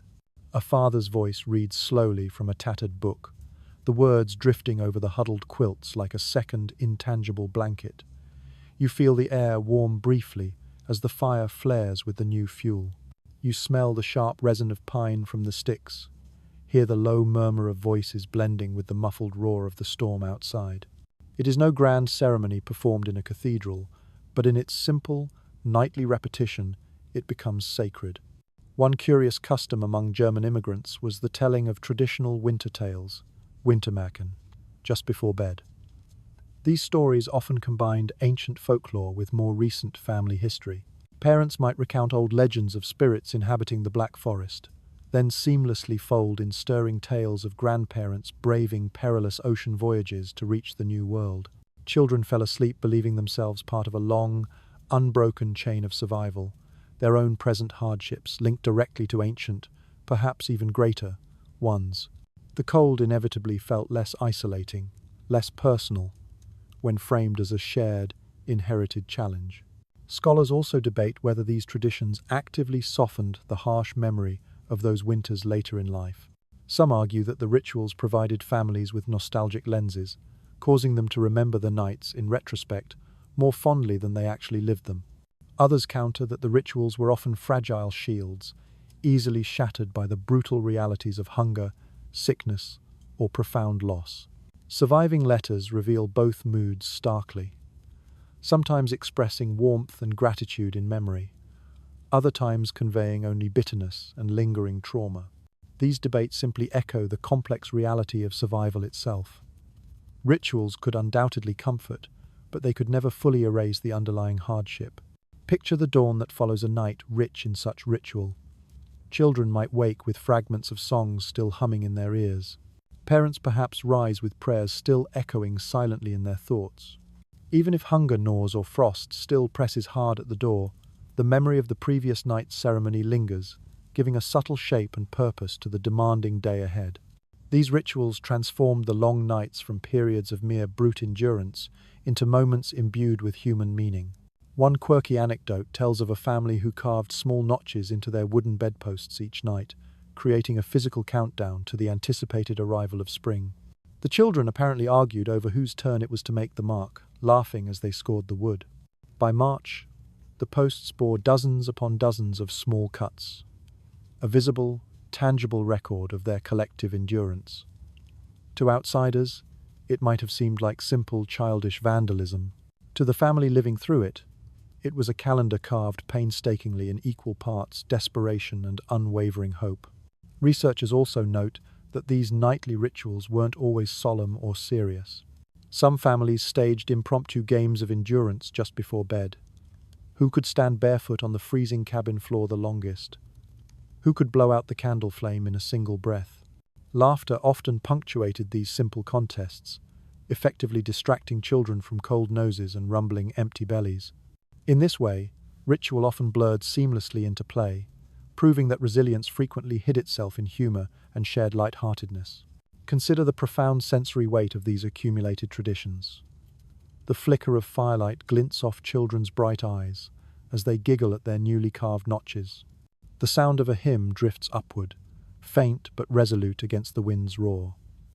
The sharp smell of singed wood fills the air briefly as a small stick is laid carefully on the flames. Outside, the snow presses harder, colder against the cabin. But inside, warmth is woven not only from quilts and embers, but from human voices, shared stories, and meaningful gestures. One poignant recollection from a woman who survived such winters as a child captures this spirit perfectly. "We did not only endure the cold," she wrote powerfully. "We marked it, sang through it, carved it into memory. That is how we slept through nights that might have broken us." Her words strongly suggest that survival was as much about creating meaning as it was about securing material necessities like food and shelter. So, as you settle once more beneath the imagined quilts, feel the deep, comforting rhythm of these small, vital traditions. The stick placed carefully in the fire, the hymn hummed softly in the darkness, the notch carved hopefully into wood. These are the rituals that turned a cold, anonymous night into a remembered night, the fragile but essential shields that carried families forward, together. And in their simple, profound repetition, you too find comfort, knowing that meaning can indeed be stitched into even the harshest, darkest hours of winter. The rituals linger softly in the air, the fading hymns, the half-remembered bedtime stories, the echo of a small stick laid carefully on the fire. But now, as the long, seemingly endless winter begins its slow, grudging surrender to the coming spring, you sense the final, essential truth about these frontier nights. Survival wasn't ultimately measured by the degree of warmth alone, nor by the fullness of bellies, nor even by the sturdiness of the log walls. It was measured, starkly and simply, by the undeniable fact that morning came, and the family was still together. Every single dawn represented a quiet, profound triumph, hard-won proof that the night, with all its myriad threats, had failed to break them. Letters and memoirs penned from the frontier often close their winter accounts, not with tales of dramatic heroism or grandeur, but with deep, weary sighs of relief. "We woke and saw the frost thick on the windows," one settler's diary entry reads, "and yet we lived." That simple line, repeated in various forms across countless accounts, carries the very essence of raw endurance. The winter nights were survived not because they were actively conquered, but because families clung stubbornly, tenaciously to each other through the layers of quilts, through the relentless cycle of chores, through shared faith and palpable fear. One unusual recollection comes from a Vermont family who apparently celebrated the very first night of the spring thaw by sleeping with their cabin shutters thrown wide open. Even though the night air was still undeniably sharp and cold, they desperately wanted to breathe in the tangible promise of spring, to feel the cold air on their faces without fearing it. The children reportedly laughed at the sheer absurdity of it, shivering dramatically under their quilts while the bright moonlight spilled unobstructed onto the floor. But they remembered it forever as the specific night when winter finally, decisively, lost its teeth. Experts still actively discuss how these demanding frontier survival strategies ultimately shaped the developing American character. Some argue forcefully that the sheer resourcefulness required learning to sleep on snowbanks, inventing potato hand warmers, layering nightly rituals for psychological strength bred a unique resilience that echoed down through subsequent generations. Others, however, caution against romanticizing such profound hardship, noting soberly that many families suffered terribly, breaking under the strain, and that survival often depended as much on sheer luck and circumstance as it did on ingenuity or resolve. What is clear, however, is that the cumulative experience of these nights, harsh, repetitive, intensely demanding, yet filled simultaneously with both fear and unexpected tenderness, became deeply woven into the cultural memory of what it meant fundamentally to endure. Now step once more, finally, into the quieted cabin. You lie beneath worn, thin quilts. The straw mattress sags heavily beneath you. The familiar smell of wood smoke hangs thick and cloying in the air. A sibling breathes steadily, comfortingly, against your shoulder. A dog sighs contentedly near the hearth. The fire has dwindled low, casting only faint shadows. Outside, the wind still prowls, perhaps less fiercely now, but inside, life holds. You feel the residual weight of hunger, the memory of drafts stinging your skin, the deep throb of accumulated fatigue in your bones. But you also feel, profoundly, the reassuring press of family, the lingering warmth of shared rituals, the deep, quiet comfort of having survived. Sleep comes now, not as an enemy to be wrestled with, but perhaps as a weary, long-awaited friend. One quirky, poignant tidbit survives from an old letter. A child confessed he sometimes wished the long winter nights would last even longer, because only then, only in that enforced, huddled closeness, could he stay tucked securely between his siblings, cocooned in warmth and intimacy. It serves as a powerful reminder that even within profound hardship, unexpected moments of sweetness and connection lingered, subtly reframing survival as not just brute endurance, but also as a form of enforced, precious intimacy. Scholars continue to debate whether these shared experiences ultimately hardened or softened the families who endured them. Did the constant, relentless struggle make them more stoic, emotionally distant? Or did it teach them a unique form of tenderness, born from absolute shared dependence? The historical evidence seems to bend both ways, suggesting complexity. Perhaps the truest answer is simply that it did both. It forged undeniable strength and resilience, but it also carved deep wells of empathy, reminding people constantly, viscerally, that absolutely no one survived the frontier alone. So when dawn finally breaks after the very coldest night, the relief that washes over the cabin is almost palpable. Frost sparkles like shattered glass on the inside of the window panes. The fire smoulders quietly but crucially has not gone out. Parents stretch stiff, aching limbs. Children blink awake, rubbing sleep from their eyes. Animals stir expectantly in the nearby barn. The family, together, has crossed the threshold of another night. And in that simple crossing, they have kept the fragile thread of life unbroken. Now, let the story soften around you. Let the fire dim into a low, gentle glow. Let the wind outside ease into a final whisper. Picture the cabin growing quiet, not from death or despair, but from earned rest. The night recedes, leaving behind only the enduring memory of closeness, of survival, of warmth carved painstakingly from scarcity. And now, as our long journey through these frontier nights finally draws to a close, I invite you to consciously slow your breathing. Let the specific details of cabins and quilts, of straw beds and deep snowdrifts fade gently, softly from your mind. The struggle was undeniably real for those families. Cold that bit deep to the bone, hunger that gnawed persistently at the belly, unsettling noises that haunted every restless moment. Yet despite all that, there was survival.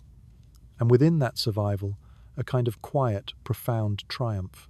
Imagine the deep hush that follows a fierce storm, when the snow finally settles into soft, muffling silence. The cabin is still now, the family deeply asleep, and only the low, steady crackle of the fire remains. The air feels heavy, perhaps, but no longer menacing. In that silence, you too can find rest. Think of the remembered warmth of shared quilts, the yielding weight of straw beneath you, the comforting rhythm of breathing all around you. These images belong not only to history now, but also to you, here as a source of comfort. The hardships are behind you. The night no longer threatens. You are safe, wrapped securely in memory and imagination, just as surely as those frontier families were wrapped in layers of wool and fur. Let your eyelids grow heavier. Let the wind outside soften further, becoming only a distant, lulling hum. Let each slow breath carry you deeper, until all the details blur, leaving only a profound sense of calm. The long winter has passed, and you, too, have endured. Morning will come, just as it always did for them, inevitably carrying light and warmth. But for now, surrender completely to rest. Close your eyes, let the story dissolve entirely into quiet, and allow yourself now to drift gently, peacefully, into sleep. Sweet dreams.